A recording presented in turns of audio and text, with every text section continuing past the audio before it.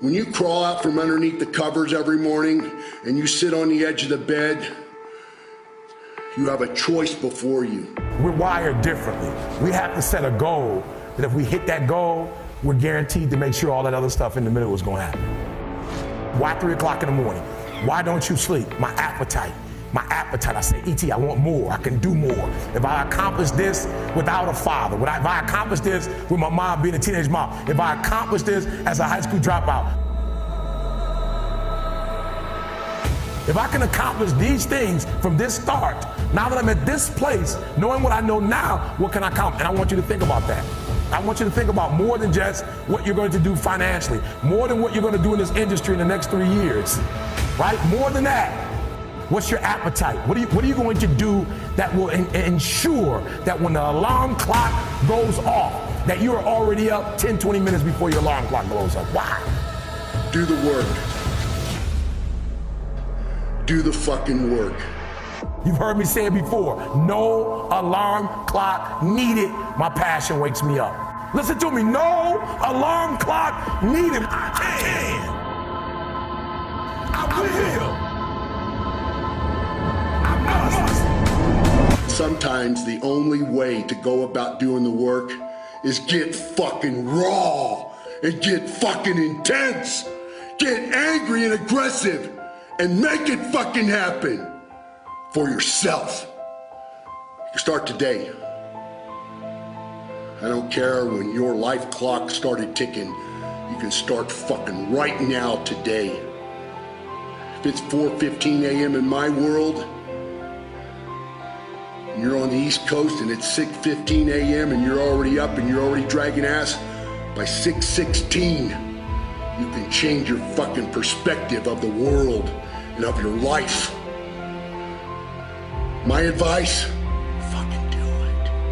Do it. Fucking do it. Dig fucking deep and get it done. Do the work of your life.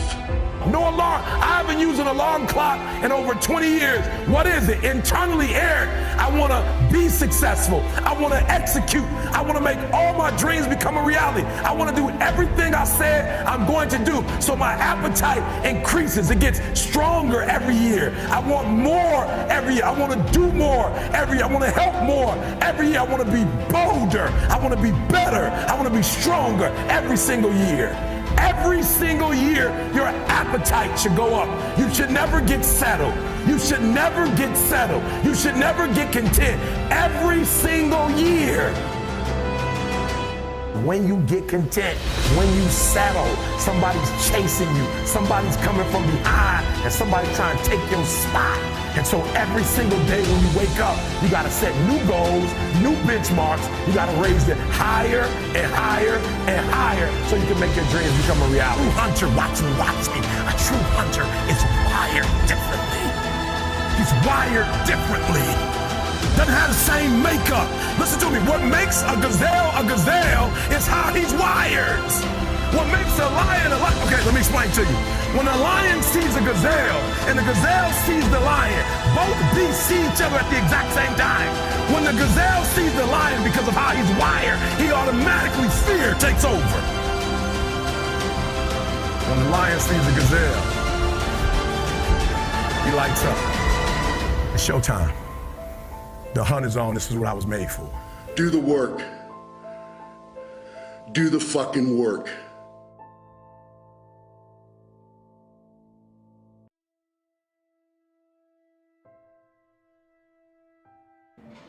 Live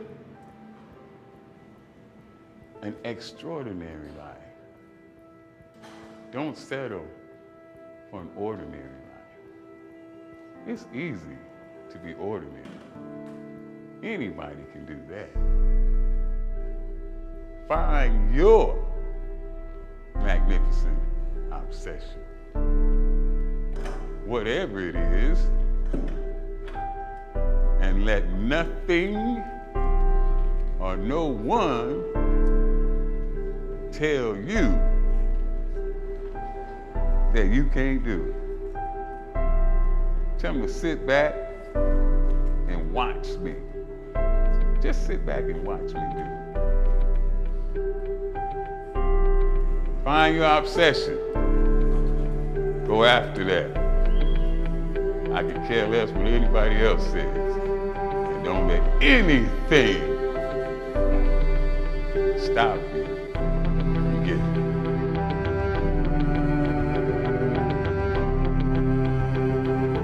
It was my destiny to be king, to be the best.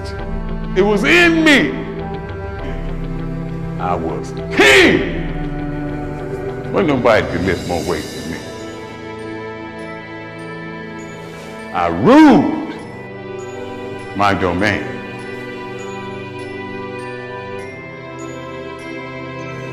Doctors told me before my last competition, if you go out there,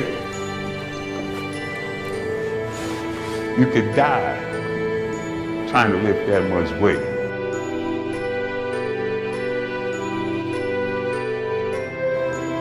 I was faced with death, and I chose gladly. I was happy. It made me, I looked at my doctor like he was crazy. You think I'm not gonna compete after all the work? This is what I live for. I am obsessed with this. So if it costs my life, if I die in the pursuit of my obsession, my magnificent obsession, then so be it. Today, in front of the largest crowd I ever performed in front of, if I die in pursuit of my magnificent obsession, so be it. Good. I'm glad I went out doing what I love.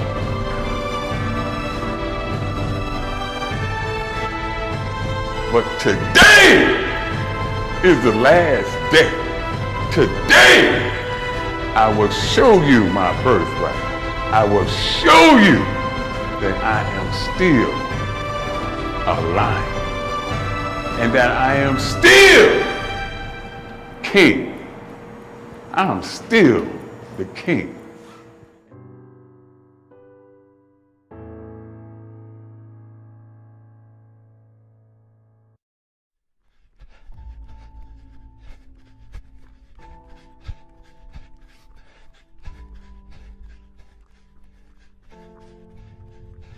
I can't fight for you. I put on my shoes, I put on my clothes like everyone in here. I have good days, I have bad days. And go on and then go on. And this last 2 or 3 or 4 repetitions, that's what makes actually the muscle then grow. And that divides then one from a champion and one from not being a champion. If you can go through this pain barrier, you make it to be a champion. If you can't go through, forget it. And that's where most people lack, is on this having the guts to go in and just say, I go through and I don't care what happens. You know, it aches, and if I fall down, I have no fear of fainting in the gym, because I know it could happen. I threw up many times while I was working out, but it doesn't matter, because it's all worth it. Because they want to become legends. It was written in the history books for all of us to be here today. But if you want to begin to move into your own personal greatness, if you want to begin to really enjoy a happy, successful, healthy life, you've got to be willing to go against the tide. You've got to be willing to harness your will and say, in spite of this, I'm in control here. You don't truly appreciate relaxation unless you've worked hard. And that is the yin and the yang of life. I think what you should try to do is try to earn comfort. And if you can get a day off where you've worked hard and you've accomplished goals, that day off will be so sweet.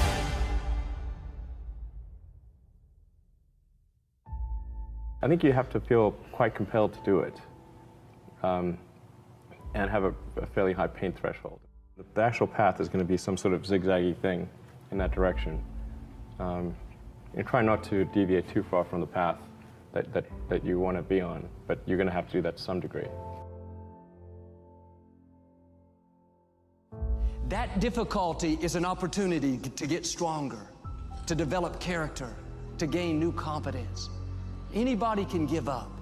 Anybody can let it overwhelm you. But you know what that's doing? Wasting your pain. That pain is not there to stop you. It's there to prepare you, to increase you, to develop you. What we do in our times of pain. Pain will change us. Heartache, loss, disappointment, not defeated, giving up on your dreams, or you can come out with a new passion, a new fire, excited about the new opportunities in front of you. All of us experience pain. My challenge, don't just go through it, grow through it. Get through it, but you will be different. Now, how the pain changes you is up to you. 4 o'clock in the morning, I wake up. 4:30, 4:45, I'm doing some sort of cardio. Open these garage doors. It's still dark outside. I do this and then I'll have breakfast and then I will go do all my strength and conditioning training at a gym for about an hour.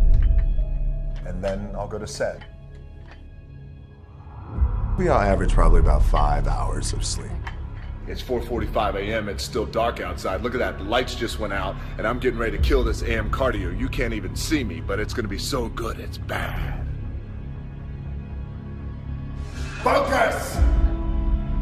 If you do anything, you never want to do anything half-assed, especially when it comes to your training. Get in, be intense, execute on it, and then get out.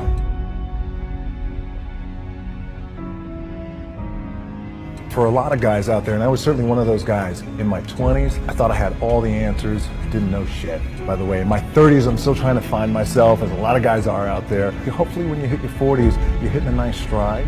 If I'm gonna do it, I need to do this job right, I need to stay focused on it, and I need to give the best effort I possibly can.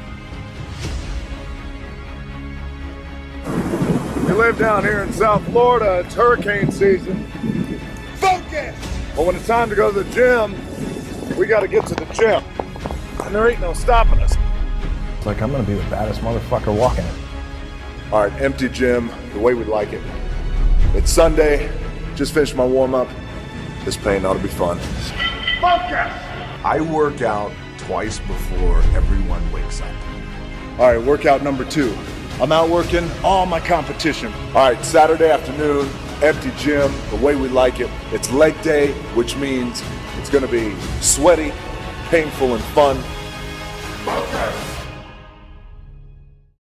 The question isn't, can you handle the situation? The question is, can you handle your mind? Can you manage the thoughts and the emotions that are trying to poison your progress? Forget managing the situation. Manage your mind.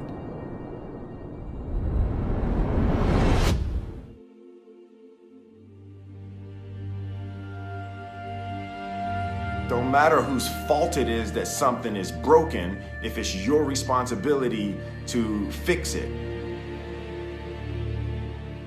It's not somebody's fault if their father was an abusive alcoholic, but it's for damn sure their responsibility to figure out how they're going to deal with those traumas and try to make a life out of it.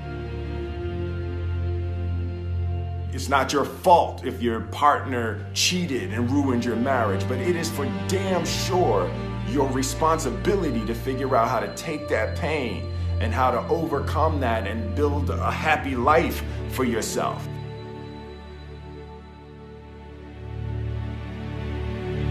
Fault and responsibility do not go together. It sucks, but they don't. When something is somebody's fault, we want them to suffer. We want them punished. We want them to pay. We want it to be their responsibility to fix it, but that's not how it works, especially when it's your heart. Your heart, your life, your happiness is your responsibility and your responsibility alone.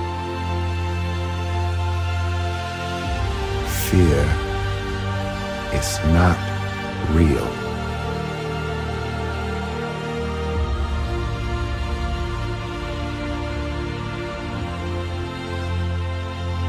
The only place that fear can exist is in our thoughts of the future. product of our imagination, causing us to fear things that do not at present and may not ever exist.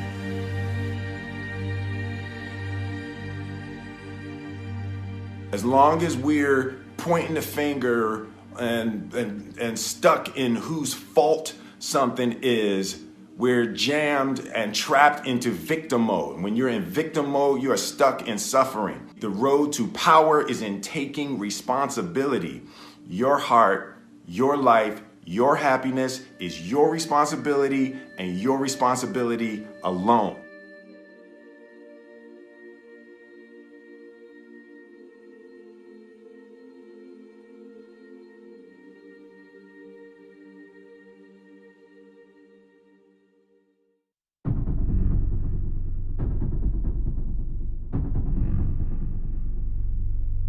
A big challenge or big pressure is like a fire. It's like a raging fire. Either you can allow this fire to consume you and just take you over completely, or you can gain control of this fire and harness it.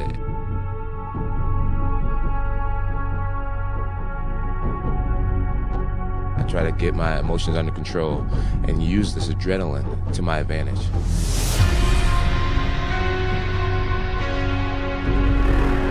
Will you fold?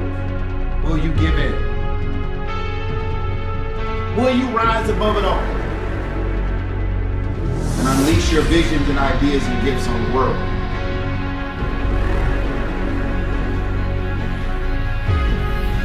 All you can do is all you can do.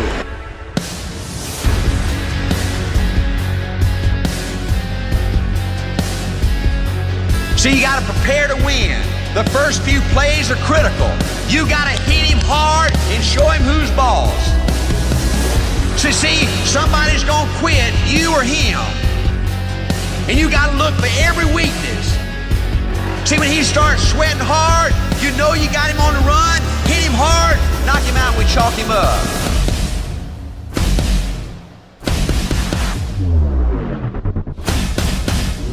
Hit him hard, knock him out, and we chalk him up. If he starts bleeding, you know you about got him. Hit him hard, knock him out, and we chalk him up.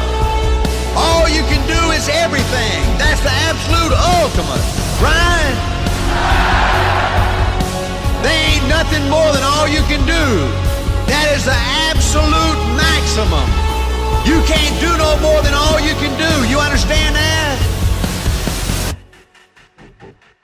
Anytime that you give your best effort, that you give everything that you possibly can give, there is satisfaction in knowing that I did my absolute best. I did all I could do.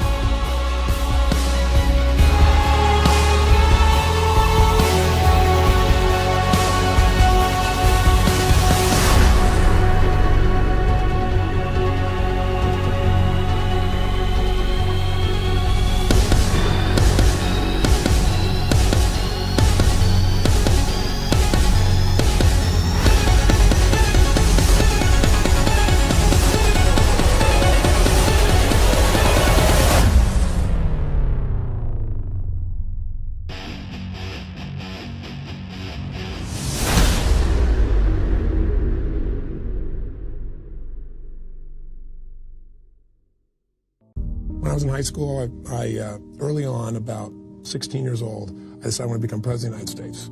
Because I thought, how can I contribute the most to society? And I went to a seminar by a man named Jim Rohn. He's still a seminar speaker. And I took a week's pay. I was working $40 a week as a janitor.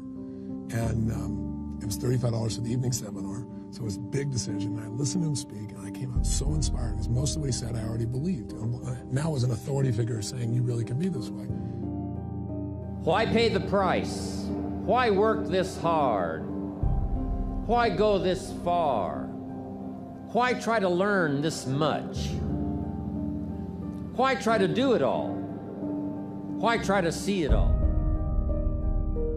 Why try to have it all? Why do it? Why learn it?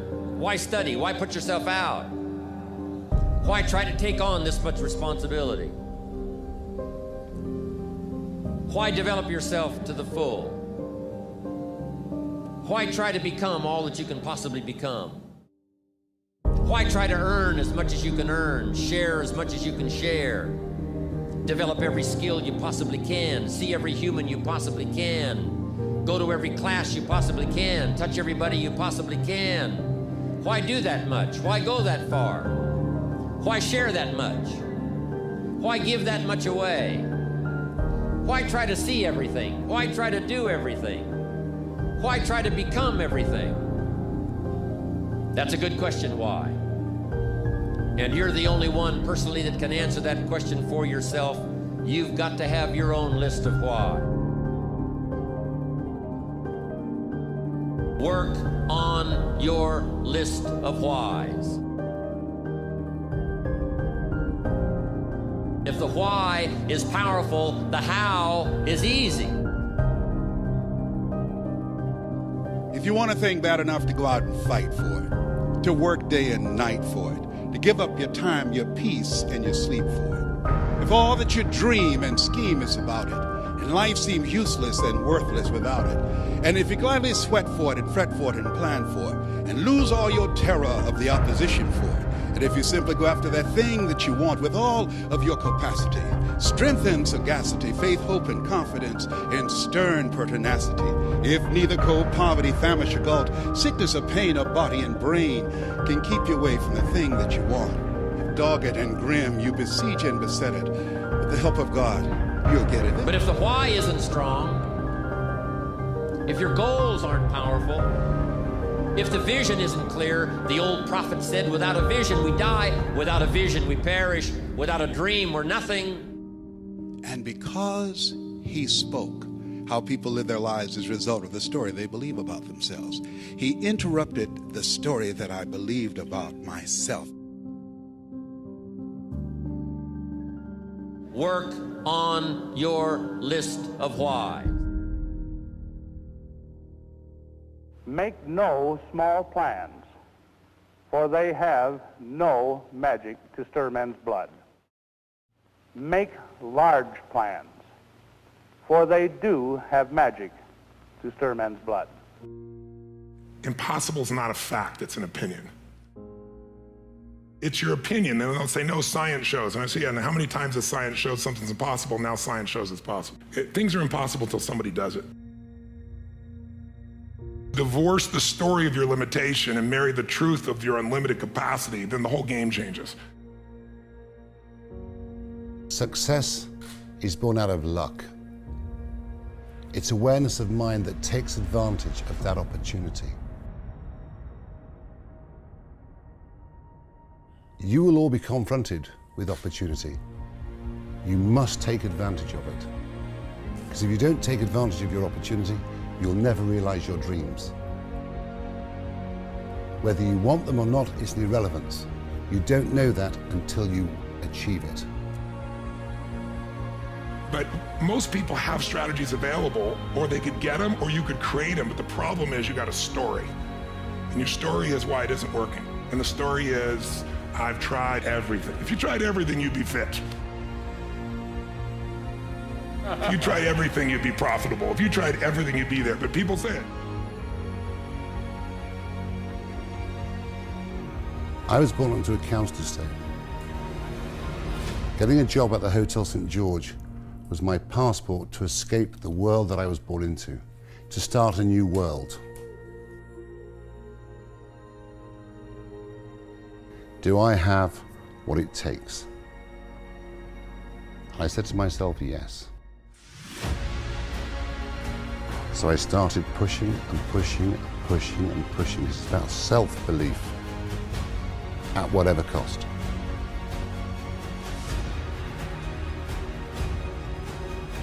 You can do more than this. If I had to walk, I had to walk. It just became just a process of grinding and grinding, and grinding is not even a good word for it. It's not even a good word for it. And just going further and further. And then when I got through running, I go to the bike, I go to the pool. If I got tired somewhere, my legs were tired, I go to the gym. And I developed this crazy workout where I was doing volume. Things don't happen overnight. You have to make the emotional and the personal investment to make your dreams come true.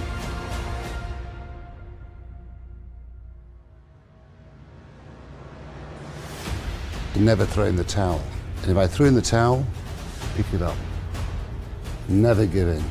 Never, ever, ever give in.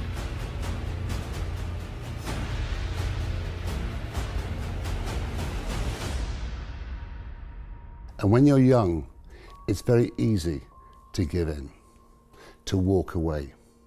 It really is. So whatever you want to do in your life, don't overwork it, don't overthink it, and you'll realize your dream. Trust me.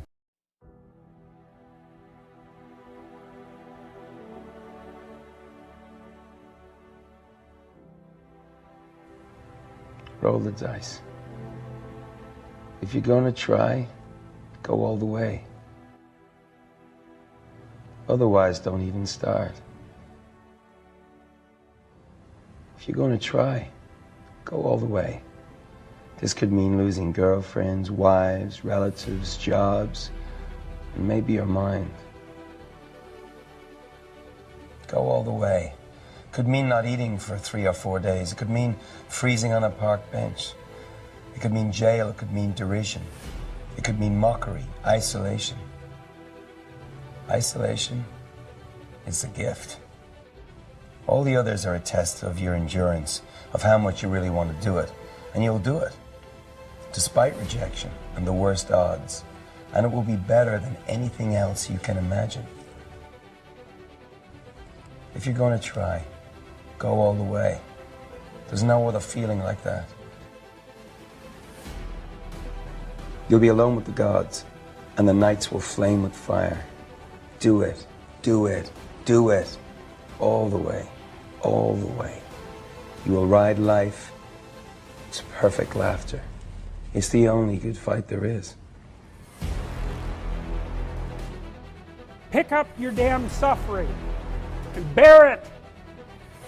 And try to be a good person so you don't make it worse.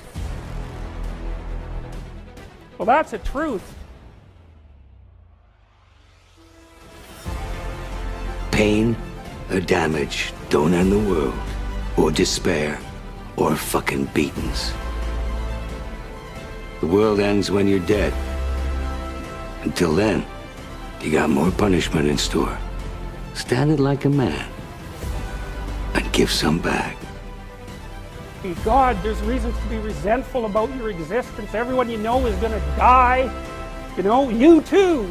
And there's going to be a fair bit of pain along the way, and lots of it's going to be unfair. It's like, yeah, no wonder you're resentful. It's like, act it out and see what happens. You make everything you're complaining about infinitely worse. There's this idea that hell is a bottomless pit, and that's because no matter how bad it is, some stupid son of a bitch like you could figure out a way to make it a lot worse. So you think, well, what do you do about that? Well, you accept it. I did not feel that pain. I did not care if I was bleeding on my knees, because I know that pain is temporary, but the film is permanent. And I explained that to the director, so this is why I try to tell you, always discover your vision, and the rest will follow.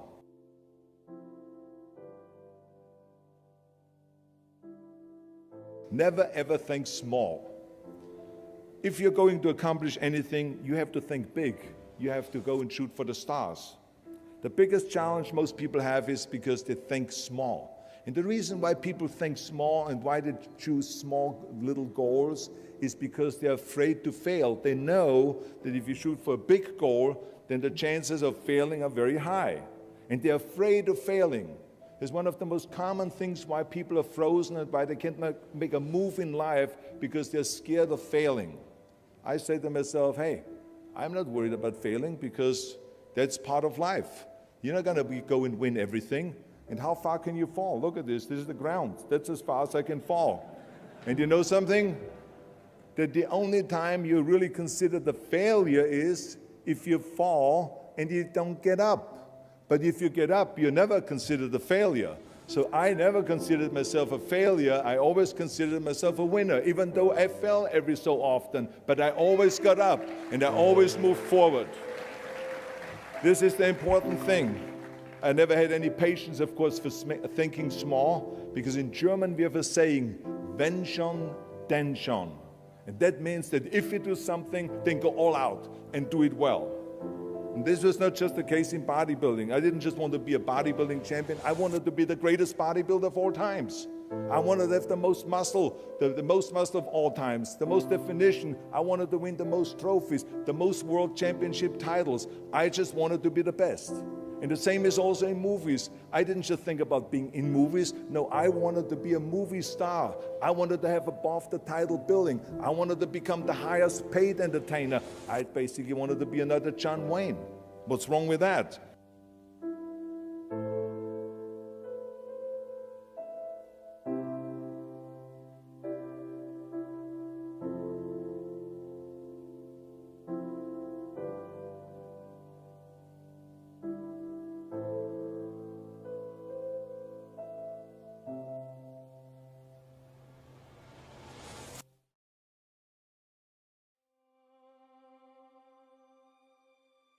And I was taught commitment is staying true to what you said you would do long after the mood that you said it in has left. Because we say things when the mood is right? But when the environment and the mood changes, we back off of it.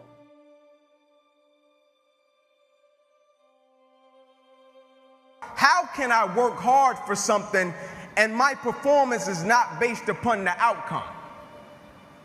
How can I work and my effort and my motivation and my drive is not based upon what the product will be, but more so based upon me taking pride in what I do? And so I came up with this thing called process over product, and I firmly believe the process saved my life. And what I mean by the process, I'm talking about the way I handle my business on a daily basis and the way I go about every single aspect of my life. I live by this thing called empty the bucket. And when people hear it, they think it's a cute slogan, empty the bucket. But what they don't understand, it's an unspoken law. Empty the bucket, it's an unspoken law of accountability and responsibility to me on this earth and my existence and everybody that is connected to me. I may be crazy, but I don't know. I just believe that I'm supposed to give everybody that is connected to me the best version of me. I just believe I deserve to give my wife and my children the best version of me. I just believe the people that I'm a service to on this earth, I deserve to give them the best version of me.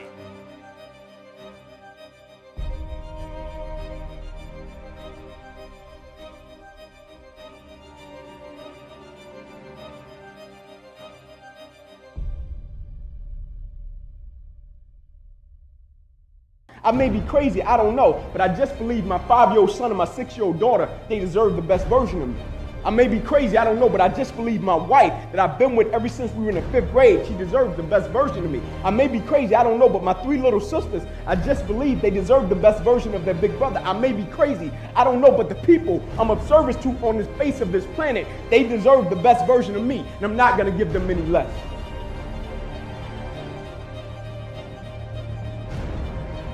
I live by this thing called the harder you work, the harder it is to surrender. You see, the reason people quit, they don't take pride in what they do. The harder you work, the harder it is to surrender. And I'm not just talking about business, I'm talking about winning simultaneously in every aspect of life. I'm not concerned with a person that does well in one aspect of their life and they can hang their hat there and say, man, I made a lot of money. You made a lot of money, you're a public success, but you're a private failure. What good is it to make a lot of money and you don't want to go home to your family? What good is it to make a lot of money and you don't take care of your kids? What good is it? You're a public success, but you're a private failure. And so how can we win simultaneously and take pride in everything that we do?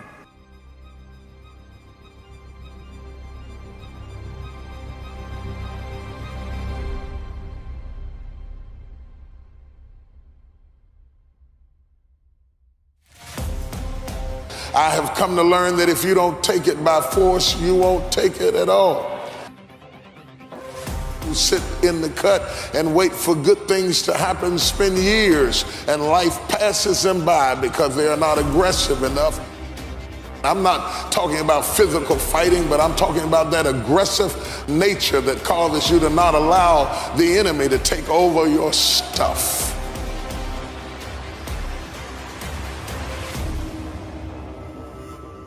You are a part of something that transcends all the details of your business. You prove it every day that it works. And you prove it by overcoming the obstacles that you have to deal with. There are all sorts of people who want to break your faith. Sometimes they're in your own family. And sometimes they're just so-called good friends who think you're crazy for doing what you're doing. But you see, you have decided to take charge of your life. You have decided that you are going to change it. You're not going to wait for the government. You're not going to wait for some school or something else to happen. You are going to change your situation. I spent my life at it. It's been pretty good. But it wasn't always easy. Business isn't. Life isn't. But to those who can overcome the obstacles, rise up when difficulties arise, are the ones who win the prize. Everybody starts at the bottom. And there is no advantage to starting 10 years ago as opposed to starting today. In fact, it's better today than it was then. So stick with it. Find our way through it. Just find out an answer. It works, folks. This business works for those who work it.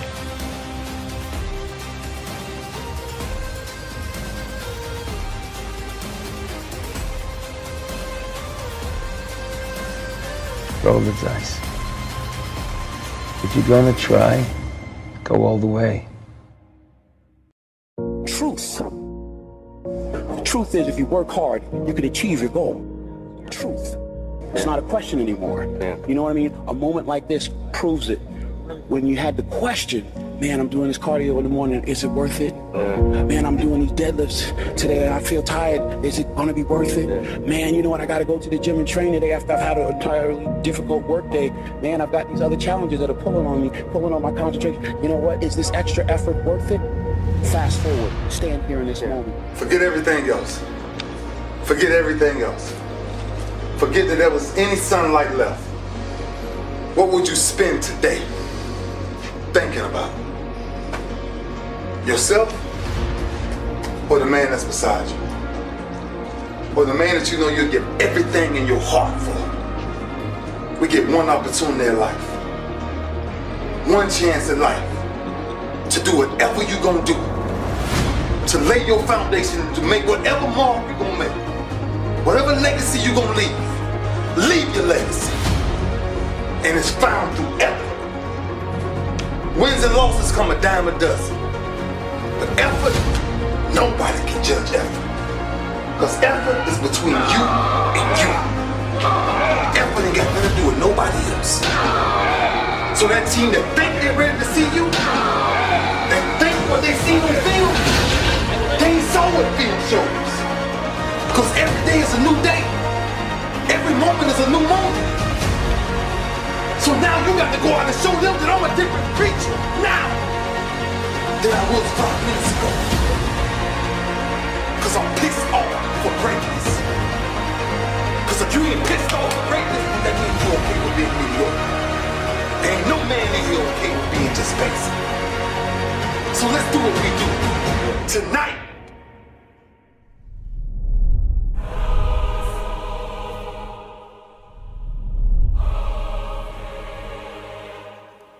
Take ownership. Take extreme ownership. Don't make excuses. Don't blame any other person or any other thing. Get control of your ego. Don't hide your delicate pride from the truth. Take ownership of everything in your world, the good and the bad. Take ownership of your mistakes, take ownership of your shortfalls, take ownership of your problems, and then take ownership of the solutions that will get those problems solved. Take ownership of your mission. Take ownership of your job, of your team, of your future, and take ownership of your life. And lead. lead. Lead yourself and your team and the people in your life. Lead them all to victory.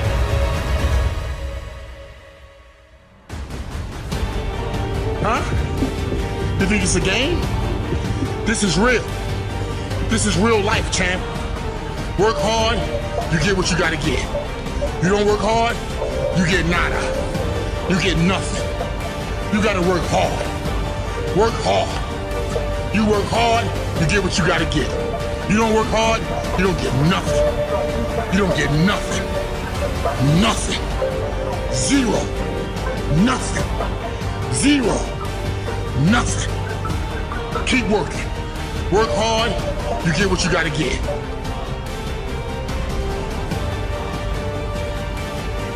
I'm gonna grind. I'm going to fight. I'm going to work. I'm going to press toward. I'm going to learn. I'm going to do everything in my power every single day. I'm going to do everything in my power to become a victor and not a victim. Let's go, champ. Let's go, champ. Pain Let's go, is champ. temporary. It may last for a minute or an hour or a day or even a year.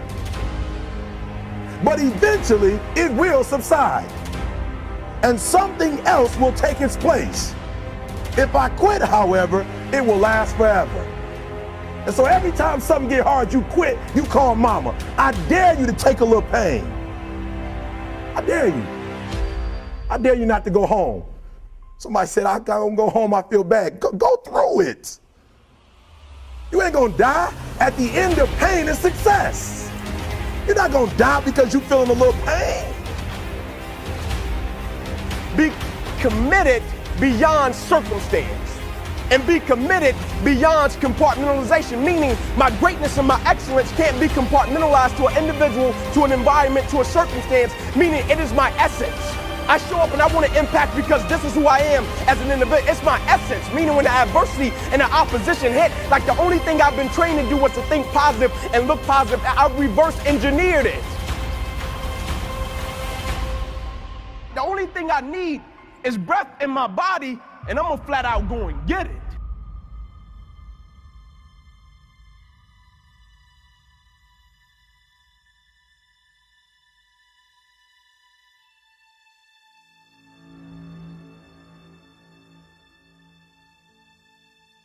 I know how you feel.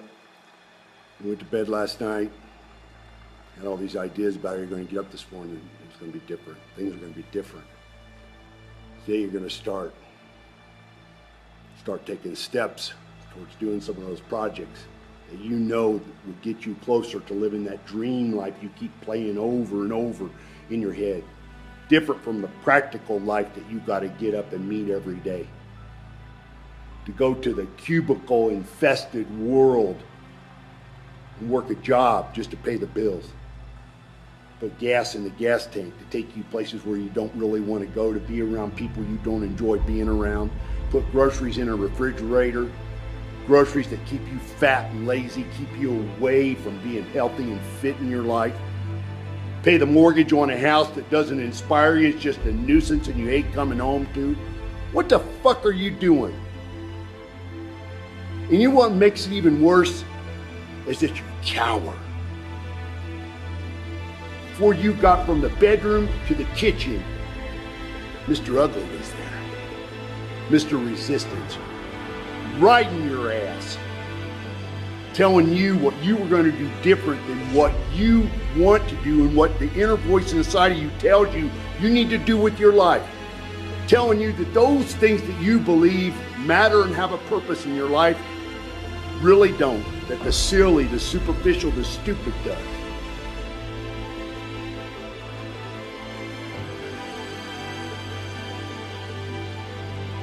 Watching some mind-numbing TV. Making that list you need to go to the store next time.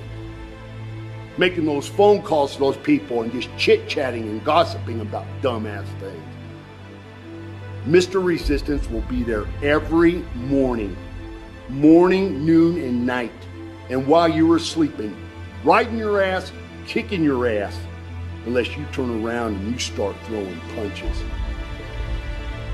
You know what my bottom line goal with One Warrior Nation is? Is to have everybody out there realize that there is something better for you to do with your time than even being here. Right now, I am Mr. Resistance. I'm distracting you from doing the work you need to do. Get the fuck out of here and do the work of your life. How can a person start something and be on fire, but the moment something doesn't go the way that they want it to go, they're not the same individual? I've been on this quest to figure out how can a person be on fire and say, man, this is what I've been put on this earth to do, but the moment a couple of things don't come back the way that they thought it would come back, they're not the same individual, and the words that they once spoke, it means nothing to them. I've been on this quest to figure out how can a person get on a journey to dreams, goals, and aspirations, and the moment they hit opposition, adversity, or challenge, it doesn't mean anything to them anymore. I've invested more than 20 years of my life in the belief in the idea of being able to come to the Olympia and to do the absolute best, despite whatever the opposition, whatever said, whatever the beliefs are, on stage, off stage, whatever the oppositionary forces have been. My resolve has been to respond as a champion and just aim to represent the better thought of what that means to me. You don't get this far. You don't get to this point and just stop.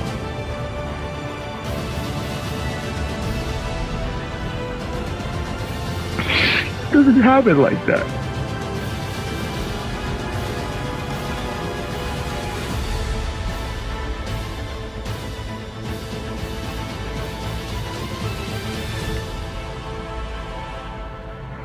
It's always worth it to do your best and to believe in something and to work towards the attainment of the goal. And if it is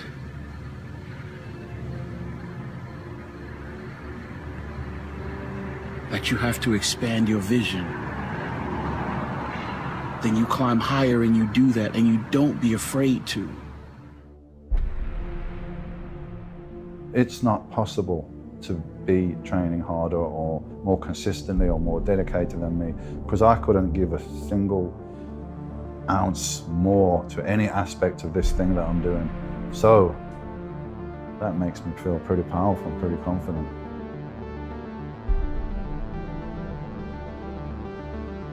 Truth. The truth is, if you work hard, you can achieve your goal. Truth. It's not a question anymore. You know what I mean? A moment like this proves it. When you had the question, man, I'm doing this cardio in the morning, is it worth it? Man, I'm doing these deadlifts today and I feel tired, is it gonna be worth it? Man, you know what, I gotta go to the gym and train today after I've had an entirely difficult work day. Man, I've got these other challenges that are pulling on me, pulling on my concentration. You know what, is this extra effort worth it? Fast forward, stand here in this moment. What does it feel like? It feels like yes. My heart been pumping, my body been getting hot. I thought I was nervous. I said, damn, man, I fumbled twice before the game. I was nervous. Yeah, I look around, see some people's faces got the same as mine. I said, oh man, they can't be nervous. Ain't no way they're nervous. I ain't nervous. My heart slowed down a little bit. I ain't nervous no more. I'm like, all right, I'm good. Come back. He come back, I'm like, damn, what is this feeling? I'm like, am I scared? I look around, I'm like, oh, he got the same face I got. He can't be scared. He ain't scared. I ain't scared. What's this feeling? I look around, it's adrenaline. I'm ready for this. I'm ready.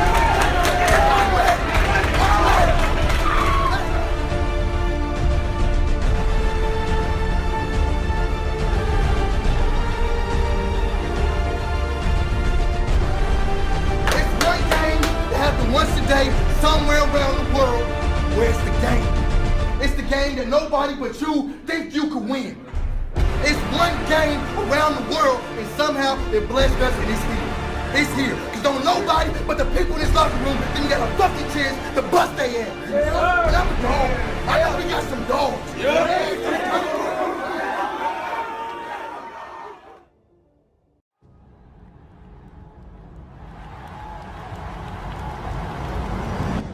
now we have to start all over.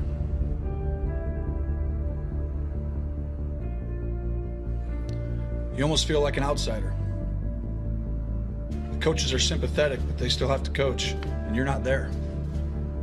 It's a dark place. Probably the darkest it's ever been. You're sad and down and out, and you ask yourself, why did this have to happen? It's in this moment that you find out who you really are and what you're really about.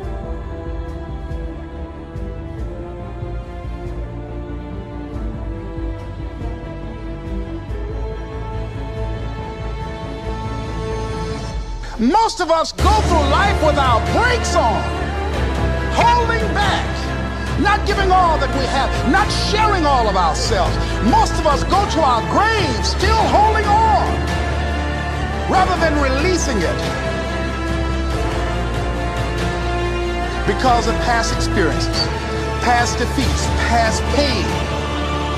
We look back, well, it didn't work out then. It probably won't work out now.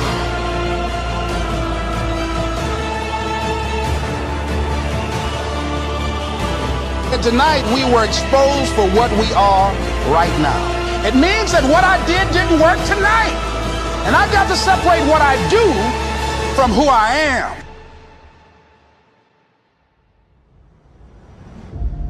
I feel like we all have two battles or two enemies going on. One with the man across from you. The second is with the man inside of you. I think once you control the one inside of you, the one across from you really doesn't matter. And I think that's what we're all trying to do.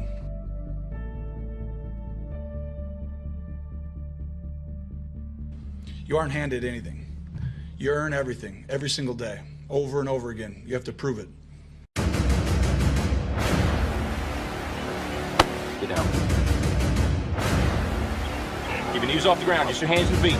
There you go. A little bit left. There you go. Show me good effort. Keep coming. There you go. It's a good start. A little bit left. A little bit left. Good strength.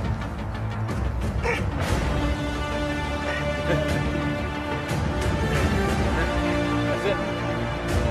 20 up. Hit the 20. You give me your best. You keep going. That's it. You got more in you than that. You gotta keep moving. Let's keep moving. Let's go. Don't quit till you got nothing left. There you go. Keep moving. Keep moving. Keep moving. That's it. You keep driving. Keep your knees off the ground.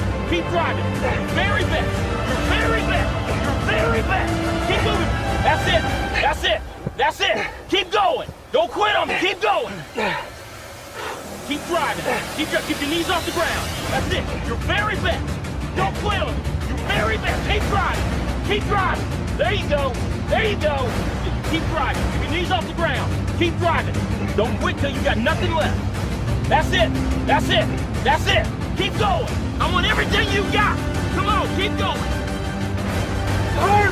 Don't quit on me. Your very best. Keep driving. Keep driving. There you go. There you go. It's heavy. I know it's heavy. I'm bad out of strength. Then you negotiate with your body to find more strength, but don't you give up on me. You keep going, you hear me?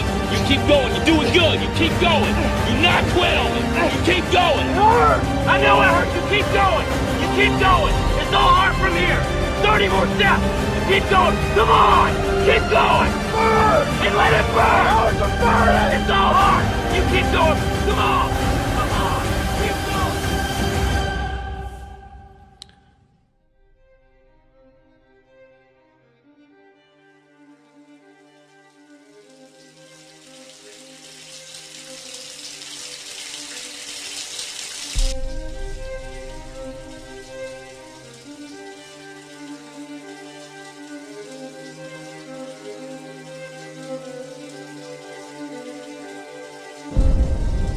I wish there was no suffering. And it just comes with the job.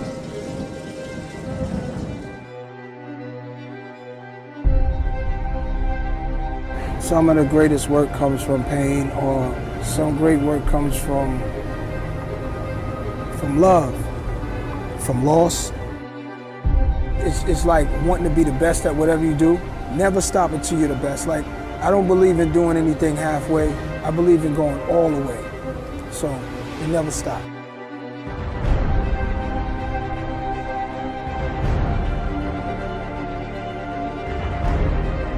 When you see hard times and you get knocked down, get back up.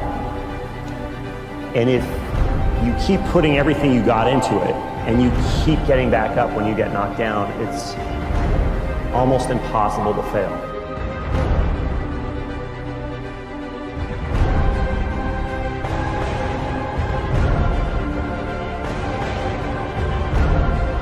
Push until it hurts.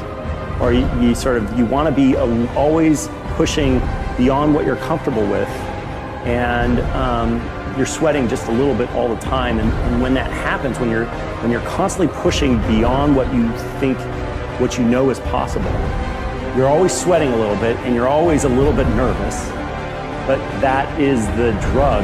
And so when you're pushing like that and you're never really relaxed, then it always feels small.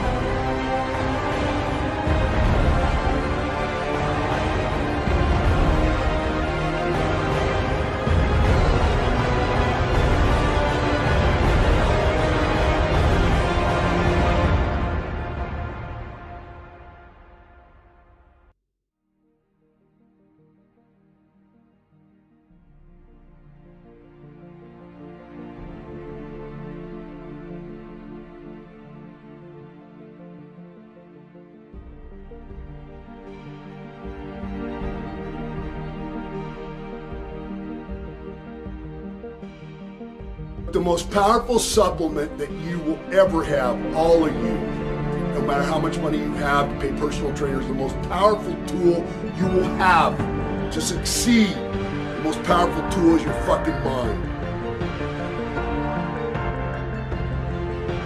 You know, science has come a long way, yes, but there are some things science can't explain.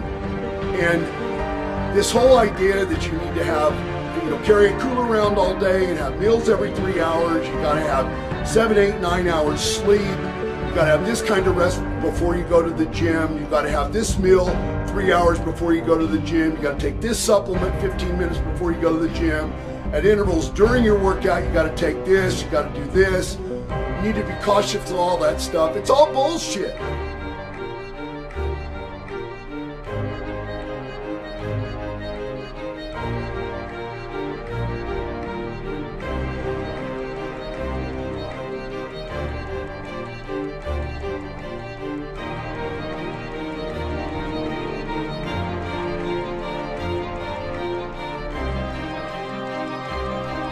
I didn't want to just be a movie star. I wanted to be a great movie star. That's the highest paid movie star and have the BAFTA title Building.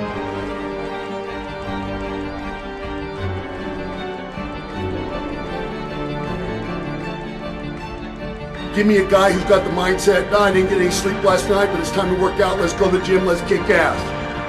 Give me a guy like that who isn't thinking about those things, but gets to the gym and becomes one.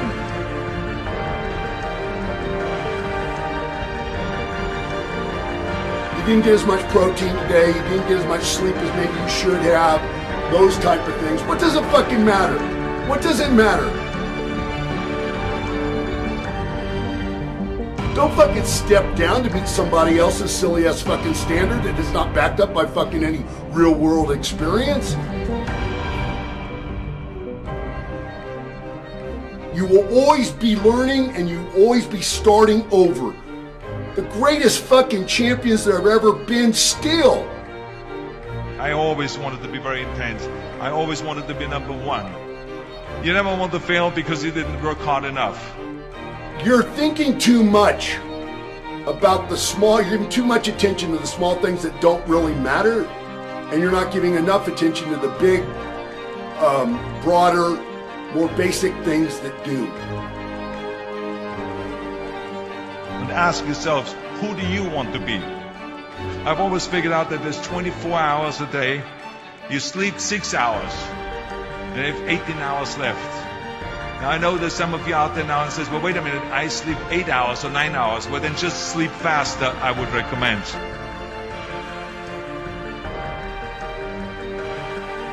You never want to fail because you didn't work hard enough.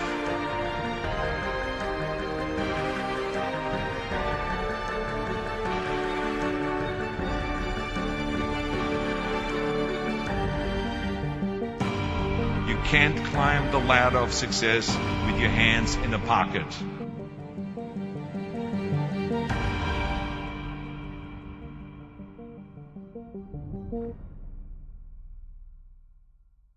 I was poor because I didn't have anything. I had no money, I had no things, we had no TV, we had no refrigerator, we had nothing as kids. But I was rich because I had a dream of becoming the greatest bodybuilder, and I had a dream to use bodybuilding as a means to get into films.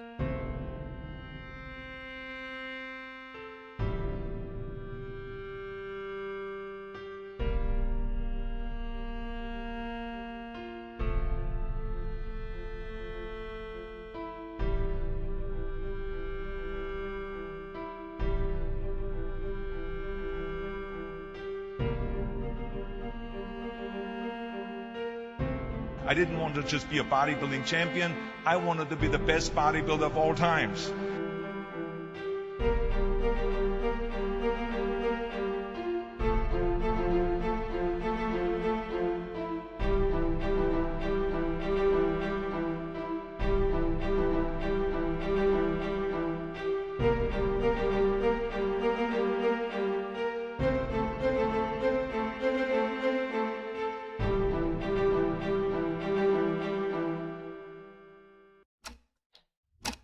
And one of the most important things that I've learned along the way is the value of time. So it's understanding what your skill set is, finding the right place to use those skills, and then going for it. What kind of a story can you tell in 1 minute? That ability to get myself up in the morning, no matter how tired I was, to push myself through those pain barriers. You know, hard work pays. Continually find more ways to use our time while trying to find more ways to save it. You know, I have the saying, work like someone's trying to take it all away from you. You see, you can't actually save time. You can just find different ways to spend it. So when you say you don't have time to do something, you're really saying that you're using your time for other things. One cool thing about time is that it continues on at the same pace, despite how busy we get.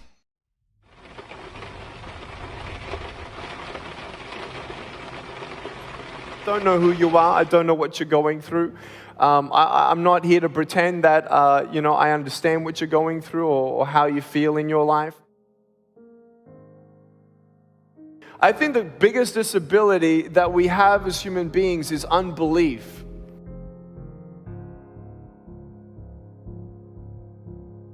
Everything starts with a vision, and a man without vision dies.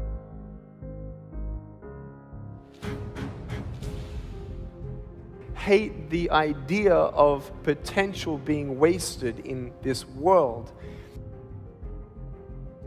You know how it is.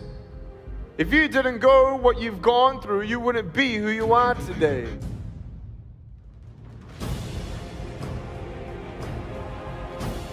Is that as I kept trying new things, new doors kept opening. Because you don't know what your future is. You just don't. You never know what's gonna happen. You never know what your future holds for you. Go for it, try it, because another thing, I am no different than anyone else out there. I am not here to say I have a superpower and it was all this. It was just, try it, go. Let's see what happens.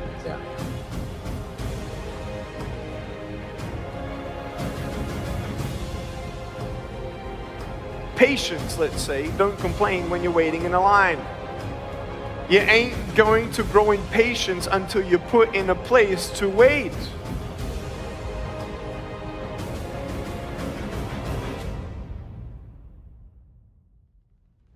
There are some times where you're going to wish that you could rewind and do things all over again.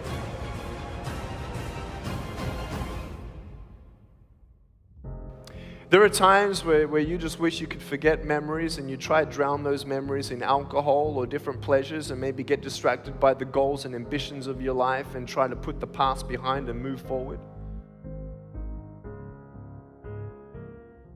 A closed-mindedness that amounts to an imprisonment so total that the prisoner doesn't even know he's locked up.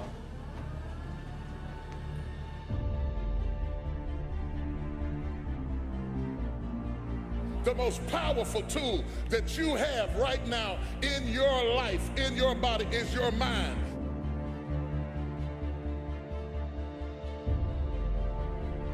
Give me a new perspective. Give me a new way of looking at my situation. Give me a new way of looking at my circumstances. Get my mind ready for this year. You can't please everybody. But there are people who have the fear of rocking the boat. Oh yes, it's going to be some struggles. It's going to be some challenges. It's going to be some tests. But even the struggles are an opportunity for me to show off the victory if my mind can handle the change.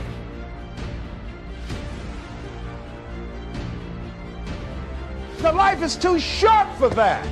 Too short and unpredictable, moseying through.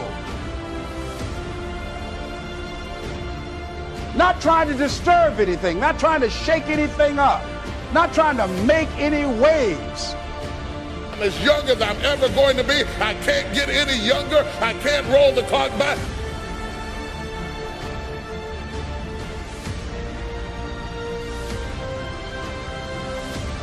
You are wasting time. You have to let the past go and step over into the future.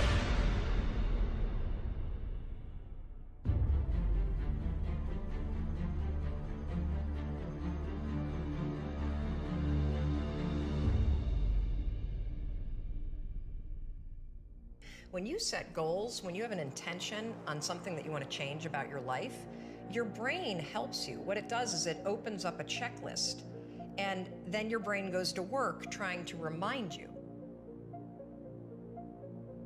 It was cold, it was winter in Boston, and for the first time in 3 months, I had beaten my habit of hitting the snooze button.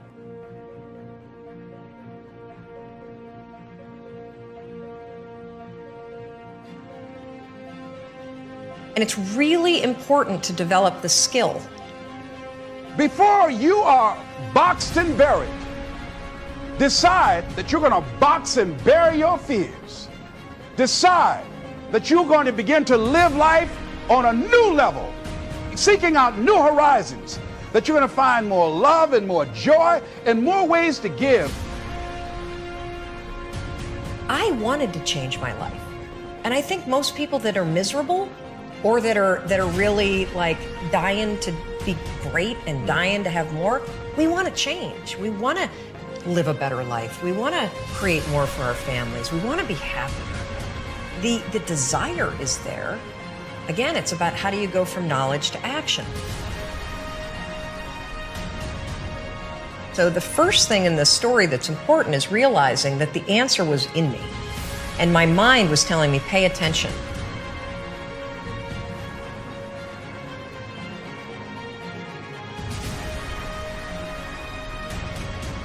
So when you begin to say, what is it that I want to leave? What contribution that I want to begin to make? What difference do I want to make in life? What is it that I want to do with the rest of the life that I have left? What chances I need to take? What risks do I need to begin to embrace? What fears do I need to step on?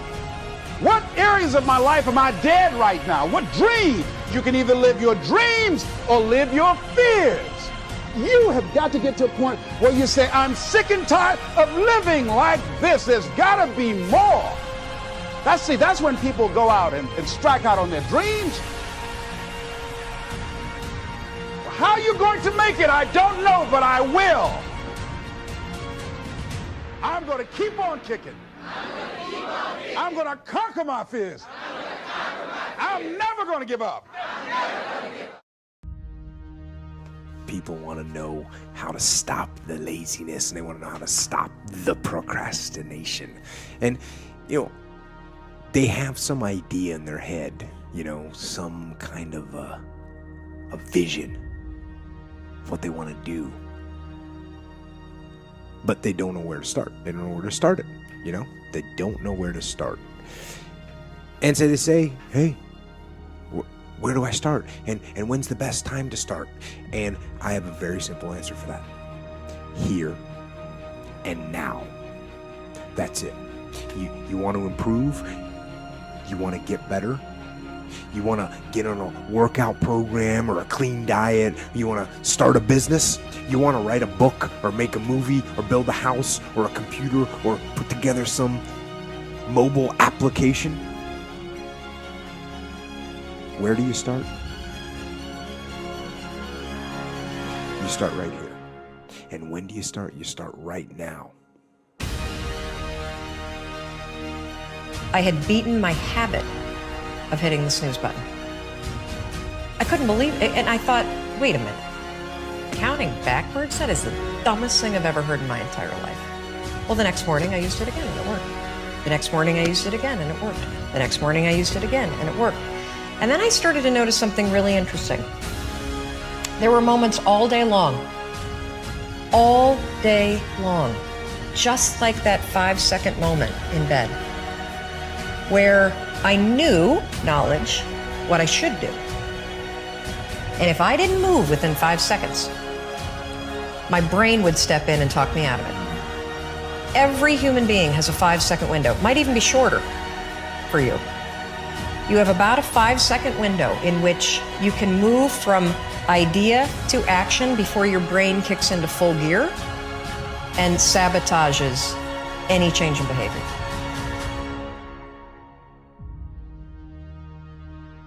Because remember, your brain is wired to stop you from doing things that are uncomfortable or uncertain or scary. It's your job to learn how to move from those ideas that could change everything into acting on them. If you don't know, now you know. It's true. Your friends, family, and loved ones will be the first ones to try and talk you out of greatness. When you're ready to do something and try something new that's out of your comfort zone, that's out of your norm, it's always the one you're dating, the one you're married to, the one that's in your family, your friends in your immediate circle, that will always try and talk you out of doing something special and significant. Without having fear and rejection, without having fear of the word no, do you know how many people have had visions, ideas, and huge career moves that they were about to make, and they allowed the word no to stop them from changing the landscape of their life and their family lives? So many people are afraid of rejection and the word no. It is the saddest shit I've ever witnessed in my life. Boldly walk into the room with your head held up high. And if they don't get it, laugh about it. Don't disown your ideas because they're disowning your ideas. Don't lose confidence in your ideas because they don't have confidence in your ideas. Keep the faith. Don't be afraid to walk into the unfamiliar. Don't be afraid to do what's deep inside of you to do.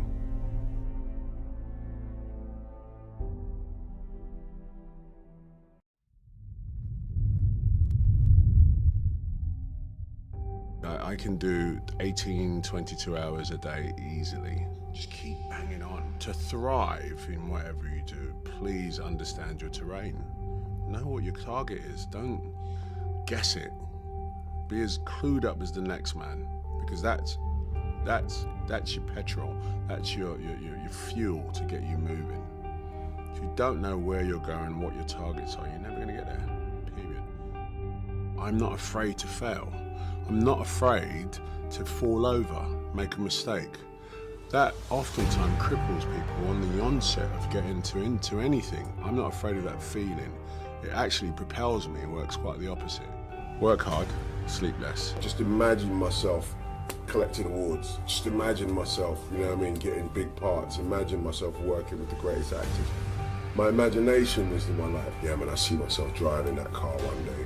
And I get that, you know what I mean? That's part of my inner magic, is that actually, if I can see myself doing it, I could probably do it.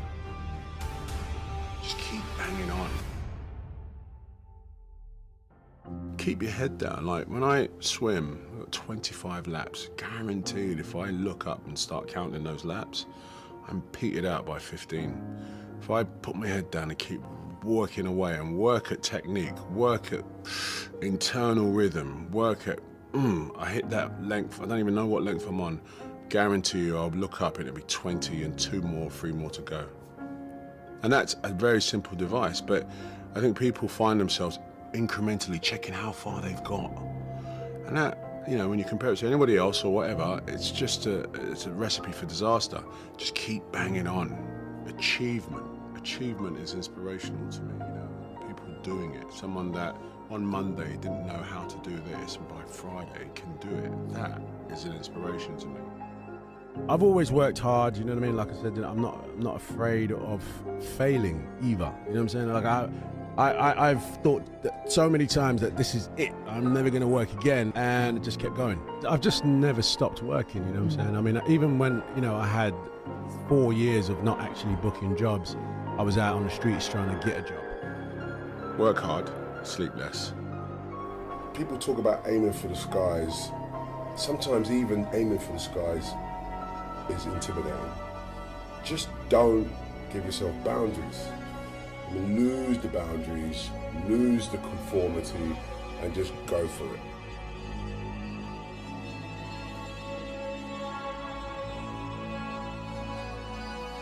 I used to hustle these streets, thinking about, you know, one day I'm going to be on in New York, and New York was that, you know, sort of big pinnacle mountain, and here I am.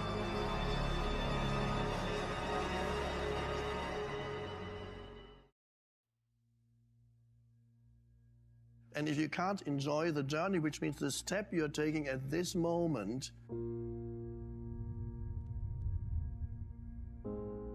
is really the most important thing. Yes, of course, you know you're going that way, but this step is still to be enjoyed, because that's ultimately your whole life consists of the step you're taking at this moment. There is never anything else. Be that fulfillment. Notice when I started noticing that fulfillment of it, I just finished. Well, that's enough. That's it. I don't know if I don't know if it's even coming out. Enjoy the journey, not the destination. A lot of us delay our happiness. When I get to this level, when I get my degree, when I get the kids, when I get married, I'm gonna be happy. Enjoy the journey, enjoy the whole step, the whole process. Every day that you get up to strive for whatever it is you're after. You know I'm a goal-oriented guy. Yeah, absolutely. But you don't celebrate when you get to the finish line. Celebrate all along the way. Celebrate all along the way.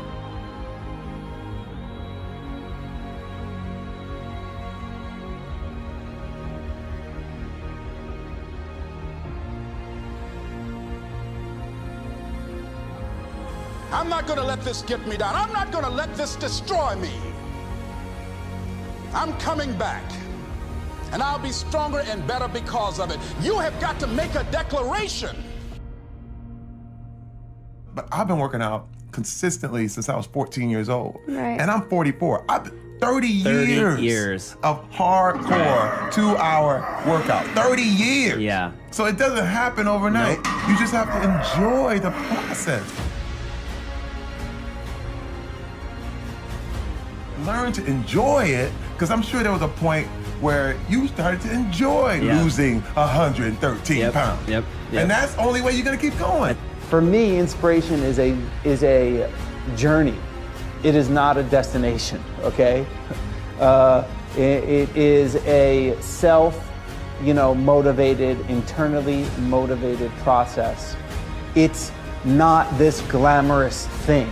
It is mundane.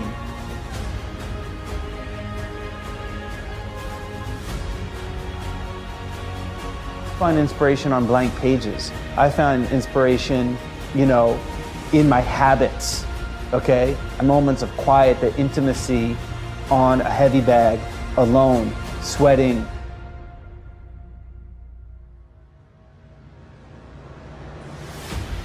You know, if it's me and a kettlebell or me taking a walk and just breathing in, okay? Literally breathing in.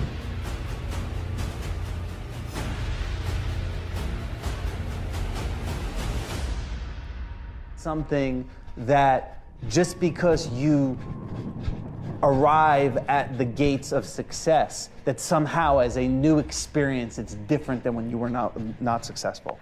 It is exactly the same. People say you have to have a lot of passion for what you're doing, and it's totally true. And the reason is because it's so hard that if you don't, any rational person would give up. It's really hard, and you have to do it over a sustained period of time. So if you don't love it, if you're not having fun doing it, and you don't really love it, you're going to give up. And that's what happens to most people, actually. If you really look at the ones that ended up, you know, being successful, unquote, in the eyes of society, and the ones that didn't, oftentimes it's the ones that are successful loved what they did so they could persevere when it got really tough. And the ones that didn't love it quit because they're sane, right? Who would want to put up with this stuff if you don't love it? So it's a lot of hard work, and it's a lot of worrying constantly. And if you don't love it, you're going to fail. So you got to love it. You got to have passion. And I think that's the high order bit. The second thing is you've got to be a really good talent scout, because no matter how smart you are, you need a team of great people, and you've got to figure out how to size people up fairly quickly, make decisions without knowing people too well, and hire them, and see how you do, and refine your intuition, and be able to help build an organization that can eventually just build itself, because you need great people around you. You want to get better? You want to self-improve? Stop looking for a shortcut and go find your alarm clock and find your discipline.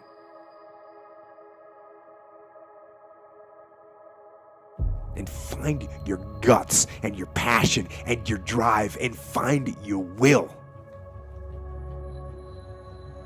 And then you will find your freedom.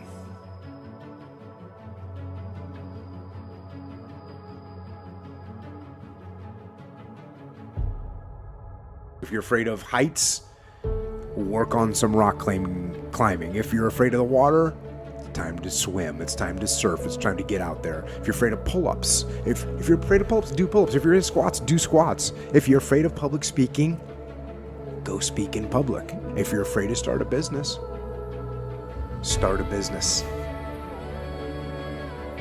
And eventually you will overcome that fear. But the hard part is, you got to take that first step. Yeah. You got to take that first step. Got to take that first step against the fear of the thing. If you died today, what dreams? What ideas? What books? What leadership? What voice? What story will die with you?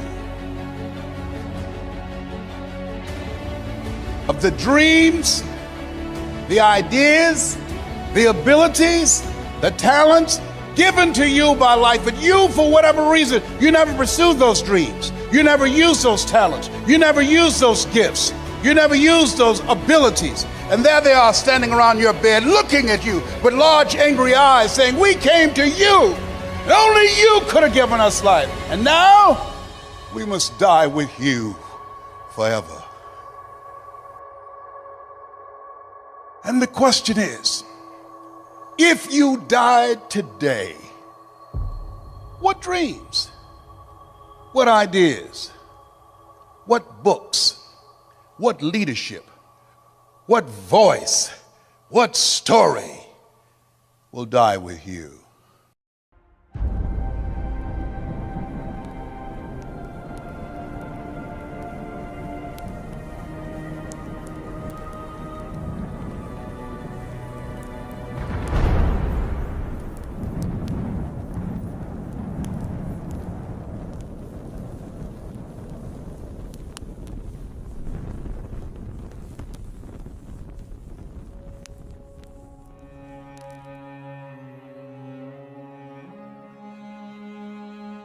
Anything you want, good, you can have.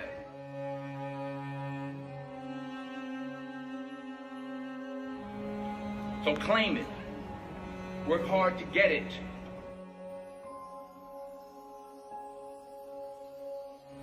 When you get it, reach back. Pull someone else up. Aspire to make a difference. I found that nothing in life is worthwhile unless you take risks. Nothing.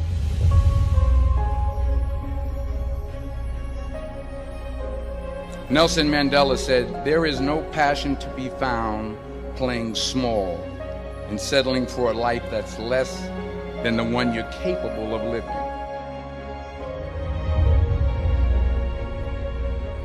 To get something you never had, you have to do something you never did. Les Brown's a motivational speaker. He made an analogy about this. He says, imagine you're on your deathbed, and standing around your deathbed are the ghosts representing your unfulfilled potential. The ghost of the ideas you never acted on. The ghost of the talents you didn't use. And they're standing around your bed, angry, disappointed, and upset. They say, we came to you because you could have brought us to life, they say. And now we have to go to the grave together.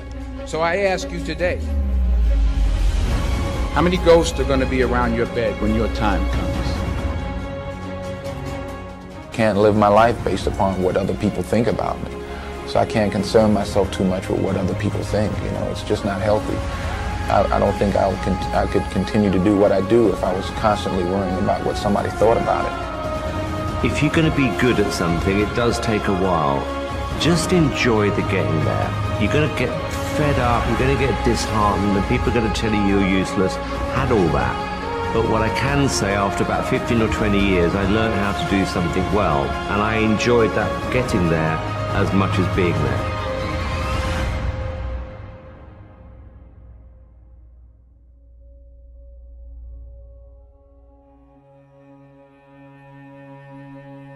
Now, I'm sure in your experiences in school and applying to college and picking your major and deciding what you want to do with life, I'm sure people have told you to make sure you have something to fall back on.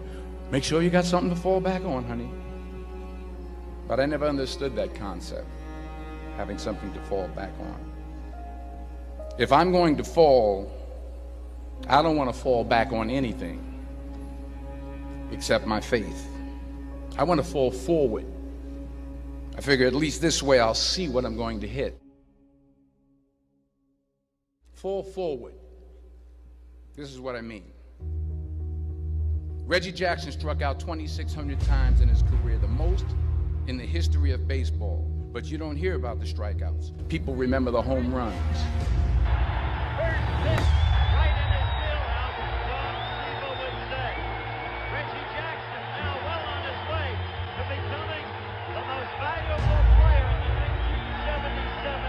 As the pitching skills get better and better, that hitter needs to be able to adapt and adjust.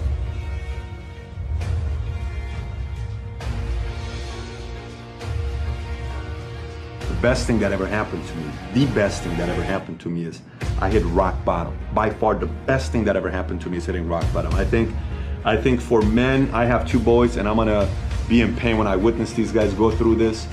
But I think the best thing that can happen to a man is a heartbreak, a very strong heartbreak, and a very big failure early on in business. And it happened to me early on in life, both heartbreak and business. It happened early on because I thought I knew it all. And it was a slap in the face to say, if Socrates says, the only thing I know is that I know nothing, if the greatest minds on their deathbed are saying things like that, what makes you and I think we know everything?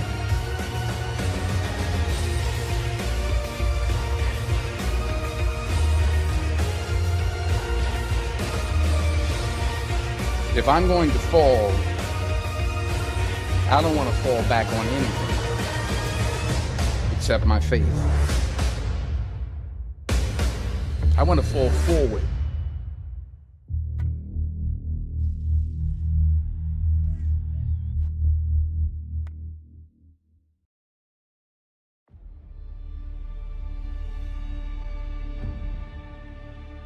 He said, but imagine, if you will, being on your deathbed and standing around your bed, the ghost of the ideas, the dreams, the abilities, the talents given to you by life, and that you, for whatever reason, you never acted on those ideas. You never pursued that dream. You never used those talents. We never saw your leadership. You never used your voice. You never wrote that book. And there they are standing around your bed looking at you with large angry eyes saying, we came to you and only you could have given us life. And now we must die with you forever.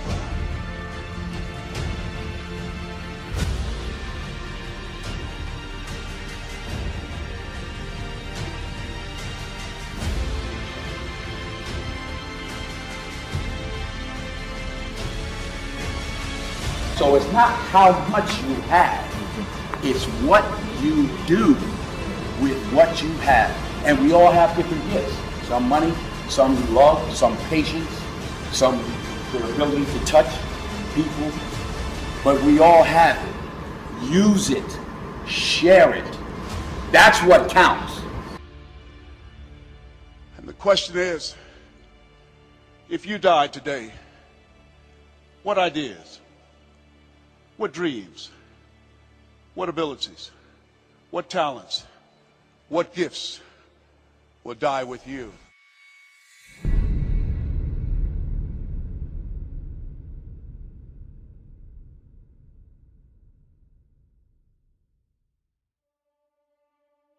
Ask the question when you're thinking big, why not you? And answer it.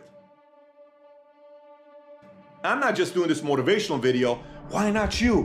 Why shouldn't you win? No, forget motivational. Let's get logical. Why not you? Actually answer that. Why can't you be somebody that can do something in your business that's never been done before? Why not you? Answer it. So give the argument. Logically, here's why not me. Because I don't work hard enough. You can fix that. Stop being lazy. Well, whatever, but because I'm not that good in sales. You can learn sales. So, okay, because I don't know much about the product. You can learn the product, but why not you?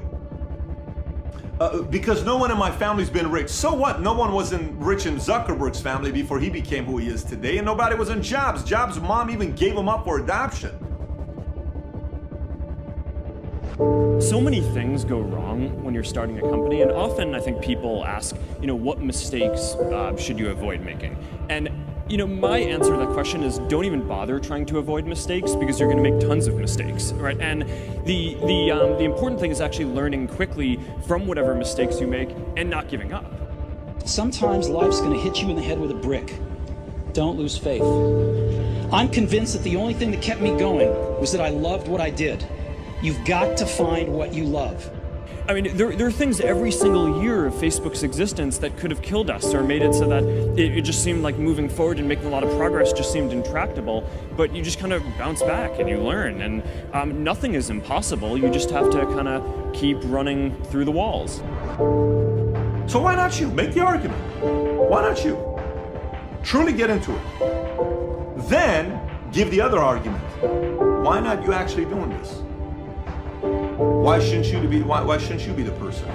And say, I'm a very smart person. I love people. I actually like to make money to make a difference in the world. And you know what? I care for people. And I have some things I want to do. If I get money in my pocket, it'll be good. I'll do good with it.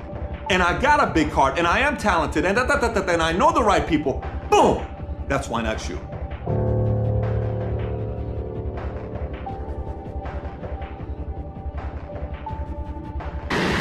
Four years after starting, SpaceX rolled out its first rocket, an unmanned booster called the Falcon 1. Falcon has cleared the tower. But the first 3 test flights failed to reach orbit. When you had that third failure in a row, did you think, I need to pack this in? Never. Why not? I don't ever give up. I mean, I'd have to be dead or completely incapacitated. Who convinced you can't do it? Who convinced you can't be part of a group of people? I watch so many guys on YouTube that, you know, are even some of these guys are considered experts by big magazines and they've written New York Times bestsellers, and they say some shit like, oh, you know, entrepreneurs are born. Give me a damn break. Entrepreneurship can be taught. Entrepreneurship is an inspiration that comes from here for some people that want to solve a bigger problem. What do you mean entrepreneurship is something you're born with? I completely disagree with that statement. Fully disagree with that statement.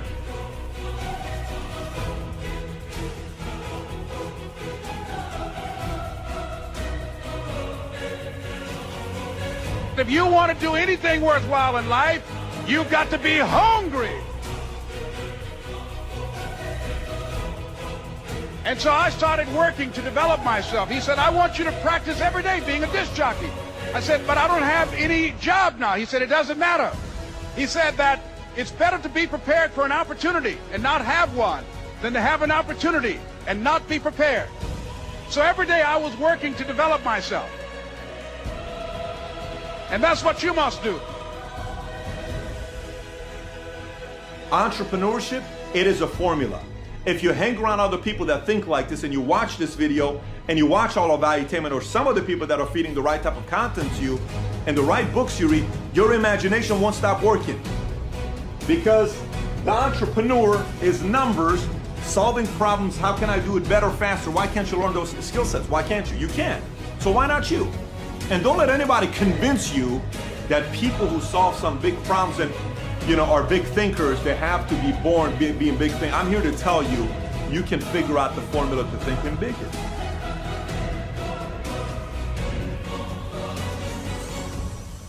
Greatness is not this wonderful, esoteric, elusive, God-like feature that only the special among us will ever taste.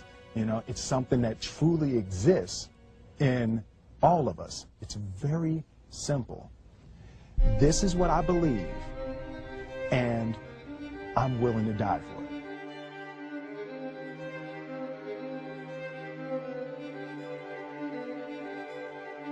I feel so strongly that the reason I'm here is I dreamed big dreams. I dreamed the kind of dreams that other people said would not be possible. I'm also living proof. This isn't a Hollywood movie. I come literally from the other side of the tracks. If you saw where I grew up and we took a picture of it, the neighborhood, the setting, you'd say it's impossible that someone could come from there and get here.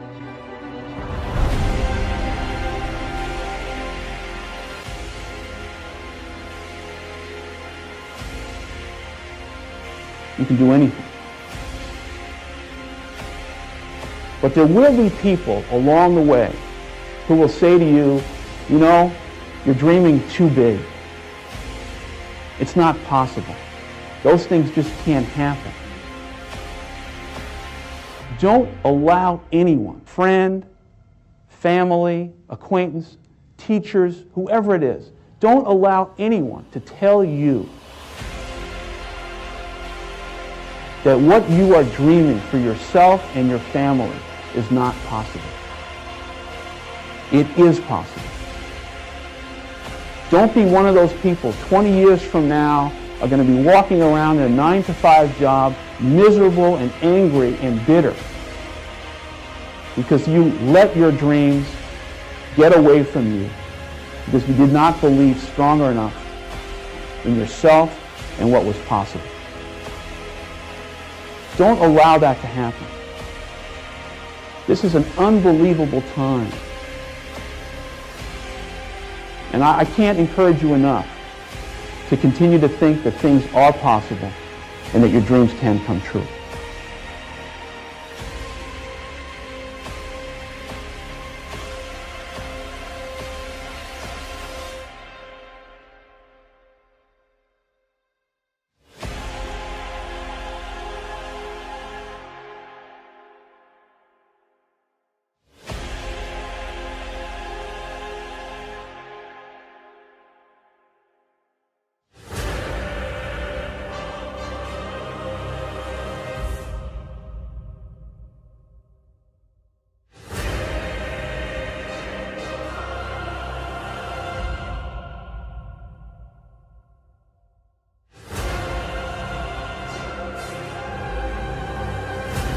At least I feel like I failed when I didn't put everything I had into a problem.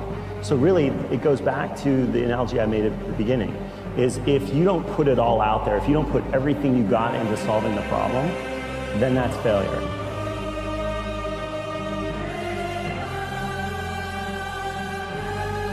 So you have to learn from the mistakes that you make, and you've got to create an environment where people are not afraid to take a risk and not afraid to do things that are beyond what the expectations are.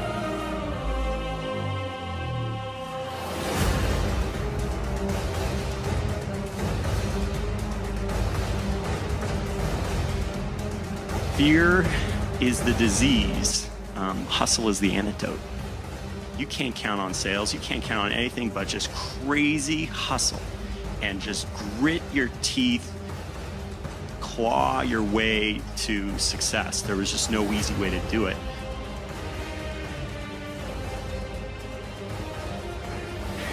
In order to be this disruptive to what's going on, you have to be willing to fight.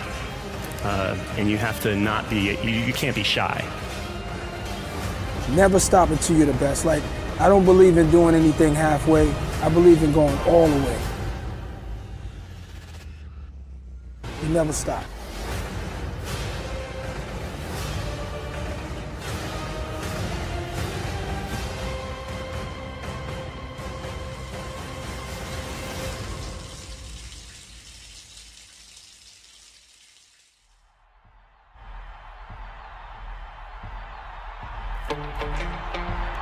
I keep my eyes on the prize. You want to be always pushing beyond what you're comfortable with. Don't wait to be asked, because nobody's going to ask you. And don't wait for the perfect conditions, because they'll never be perfect. Did nobody get in there and put the gloves on for me?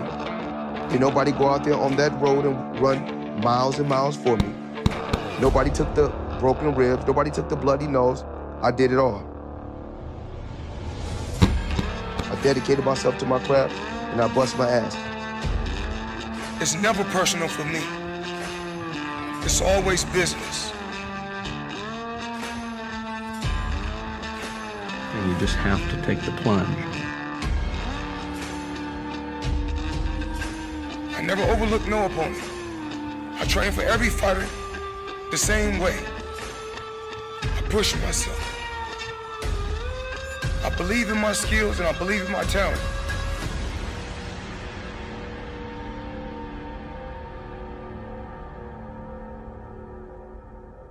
There's always a way if you're committed.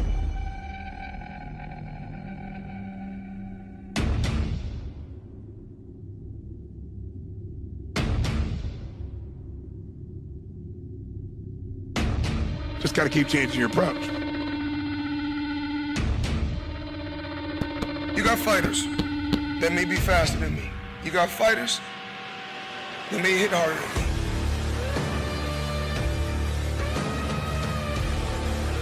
But you don't have no fighter that can make adjustments like me.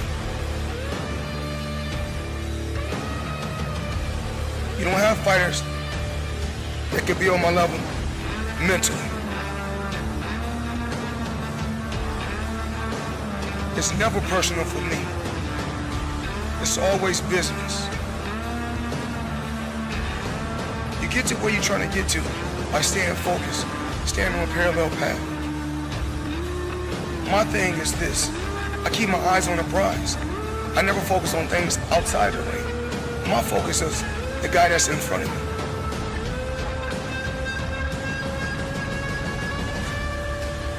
I always had a dream, and my dream was to be the best. No matter what happens. When it comes down to boxing, I'm the best at this.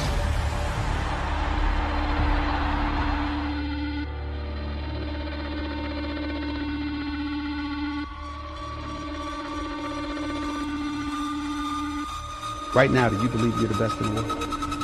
I feel I'm the best ever.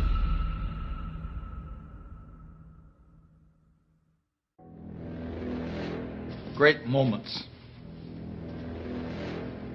are born from great opportunity. And that's what you have here. That's what you've earned here tonight. One game. If we played them 10 times, they might win 9. But not this game. Not tonight. Tonight, we stay with them. And we shut them down because we can. The separation of talent and skill is one of the greatest misunderstood concepts for people who are trying to excel, who have dreams that want to do things. Talent you have naturally. Skill is only developed by hours and hours and hours of beating on your craft.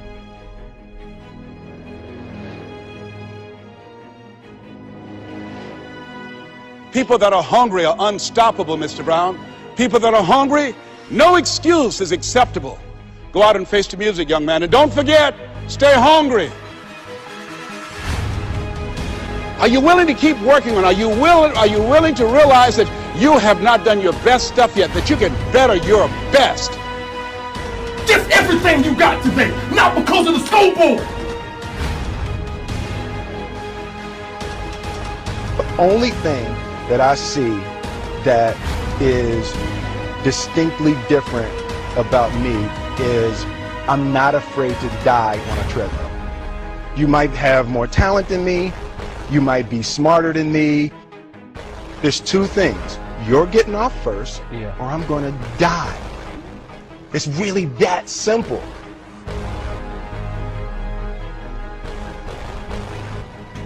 It's about winning one-on-one battles. Fight your fight.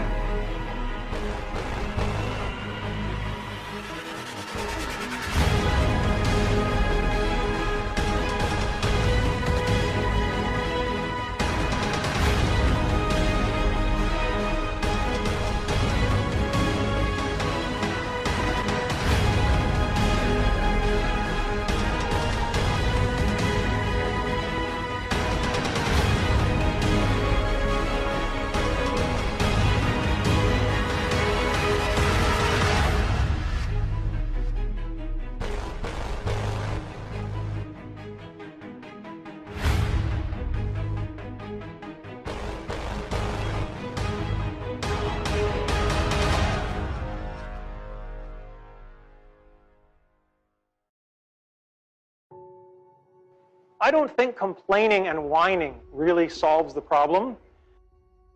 This is Jackie Robinson, first black major leaguer, had it in his contract not to complain if people spit on him.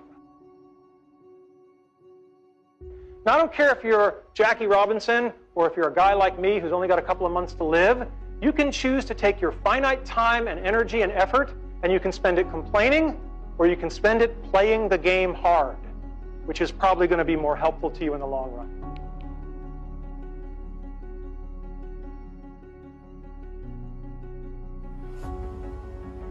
The talk isn't just about how to achieve your childhood dreams. It's much broader than that. It's about how to live your life. Because if you lead your life the right way, the karma will take care of itself.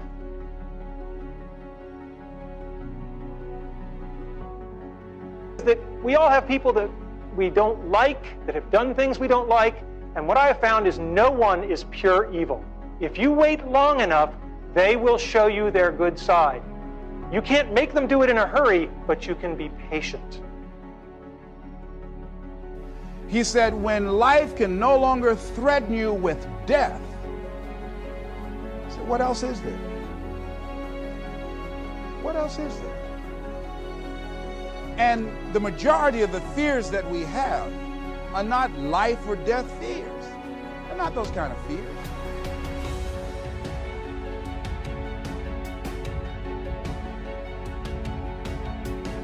If you want to begin to move, you've got to clear your mind of all the unnecessary luggage and baggage that's weighing us down.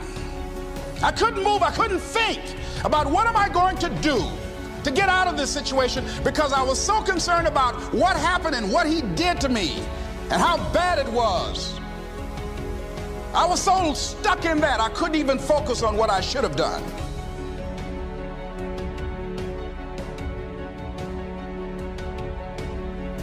See, what's the worst thing that they can do to you? Kill you. And he just decided, hey, this is what I came here to do. I know that there's some risk involved, and I'm going to do it, come what may. He said, I'm not going to be afraid anymore. Feeling sorry for myself and angry, and none of that was taking me anywhere.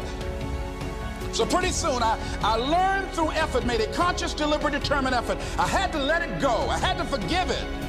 Let it go and begin to focus on developing myself. And I say to you, you're going to have people to do things to you. Things are going to happen to you. And the most important thing to do is to harness your will and let it go and move so you can grow, so you can get on with your life.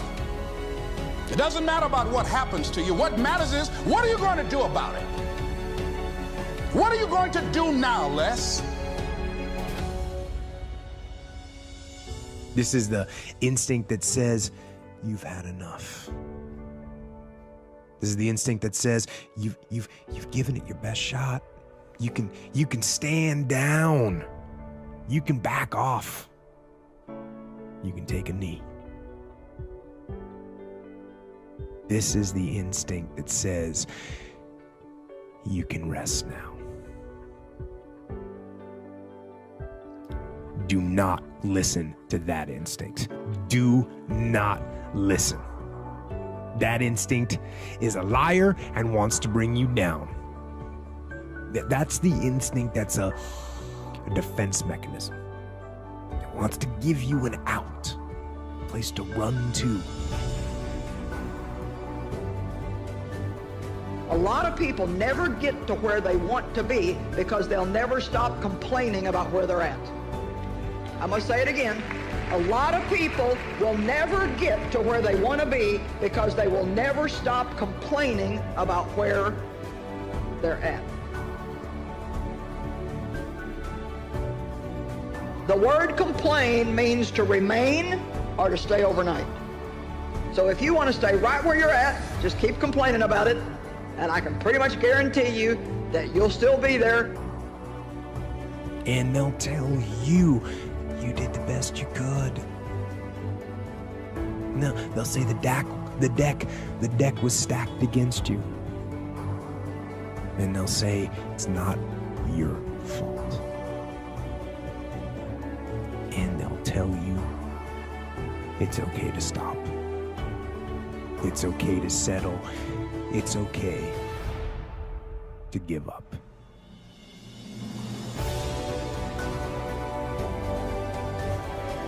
And that is the instinct you need to fight. You need to push back, to smash into the ground. Do not take the easy way out.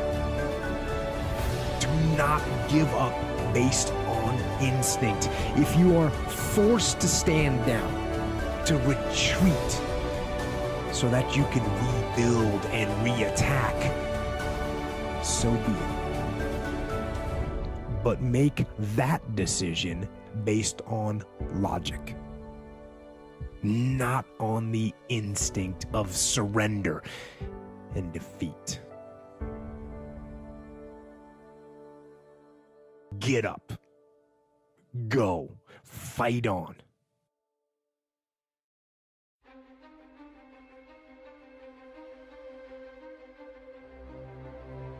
You know, in life, you go big or you go home.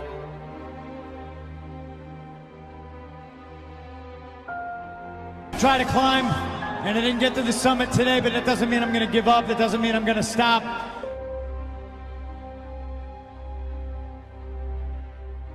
Listen, life's about, you know, falling down and getting up.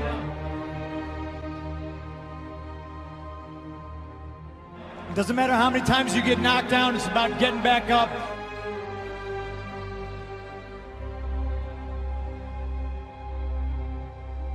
And it doesn't matter how you get knocked down in life, because that's going to happen. All that matters is that you got to get up.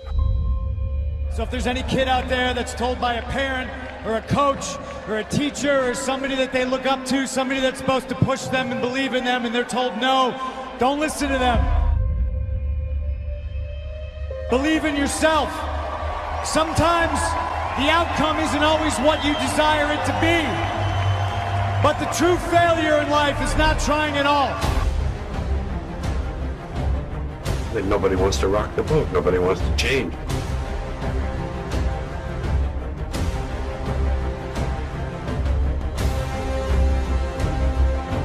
And at that moment, a voice came over me, and it said, look up, get up, and don't ever give up.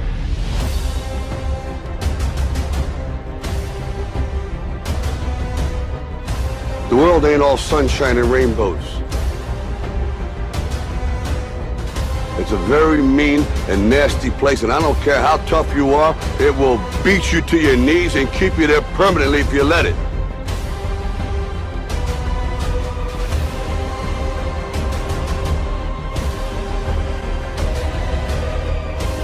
You, me, or nobody is gonna hit as hard as life.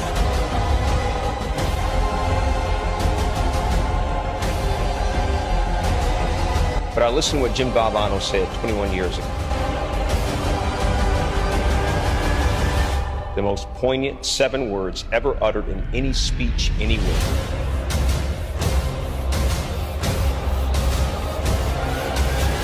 Don't give up. Don't ever give up.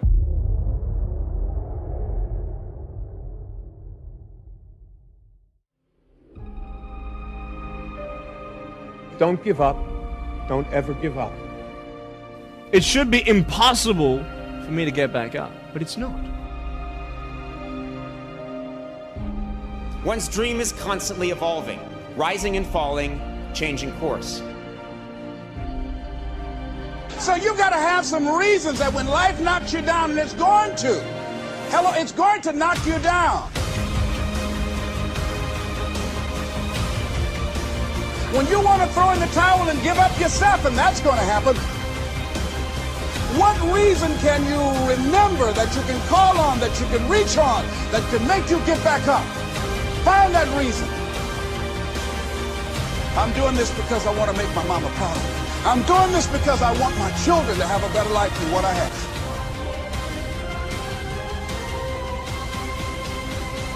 I'm doing this because all my life I've been told I'd be a loser, that I wouldn't make it.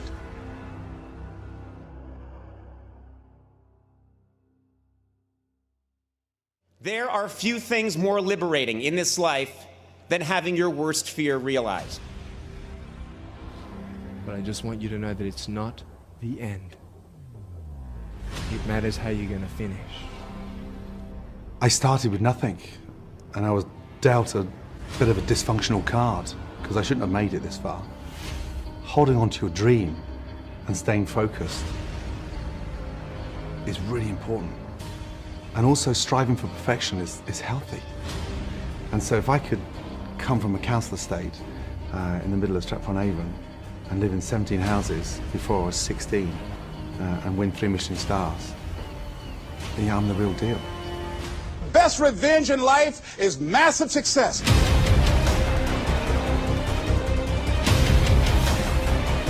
But the point is this: it is our failure to become our perceived ideal that ultimately defines us and makes us unique. It's not easy, but if you accept your misfortune and handle it right, your perceived failure can become a catalyst for profound reinvention. So find out the reasons that you do what you do. Find out the reasons that will make you strong, that will make you walk by faith and not by sight, that will make you pursue your dream when everybody is against you or don't believe in you no more. If you know the why for living, you can endure almost anyhow.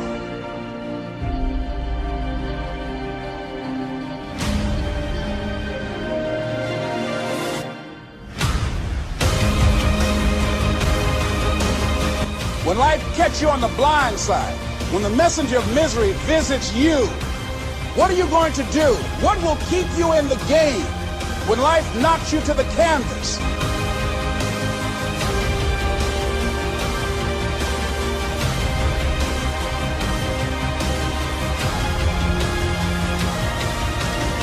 That when life knocks you down, try and land on your back. Because if you can look up, you can get up. But I tell you, there are some times in life where you fall down and you feel like you don't have the strength to get back up.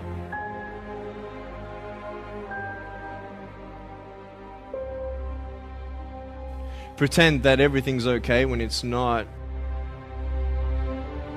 Maybe you have doubt in your life. Maybe you don't know for sure what's going to be happening in the future and it scares you.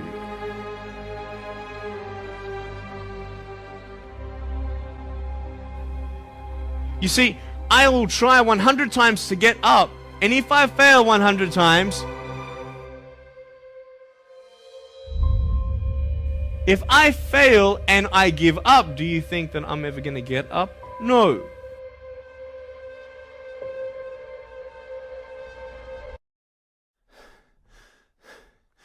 And it's not the end until you've given up. And just the fact that you're here should persuade you that you have another chance to get back up. Let's see if what Douglas has when he comes out for this round. See, the Buster Douglas that got knocked down while fighting Mike Tyson had gotten out of an alcohol recovery center. His mother had died. His wife was ill with a terminal illness. He was considered a nothing, a bum. So when he got knocked down, Buster Douglas had a reason to get back up because he said, I'm dedicating this fight to the memory of my mama. But if I fail, I try again and again and again. For as long as I try, there's always that chance of getting up. But today I tell you that whether you fear it or not, disappointment will come. The beauty is that through disappointment you can gain clarity, and with clarity comes conviction and true originality.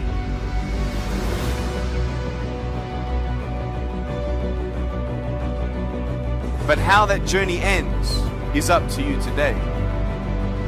You see, when you fall down, you feel like giving up. When times get tough, it's not the end.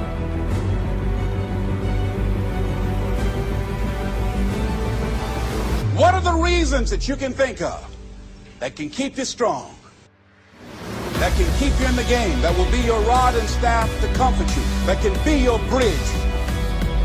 And the bell ends to save Buster Douglas at the end of round 8. But it ain't about how hard you hit. It's about how hard you can get hit and keep moving forward. How much you can take and keep moving forward. That's how winning is done. Now, if you know what you're worth, now go out and get what you're worth. But you gotta be willing to take the hits and not pointing fingers saying you ain't where you want to be because of him or her or anybody. Why did it happen, James? Because I wanted it. Why? Why did you win this fight that nobody on the planet gave you? His mother. In what way? What are the reasons that you can think of? Cowards do that, and that ain't you. You're better than that. True failure in life is not trying at all. To look up, get up, and don't ever give up.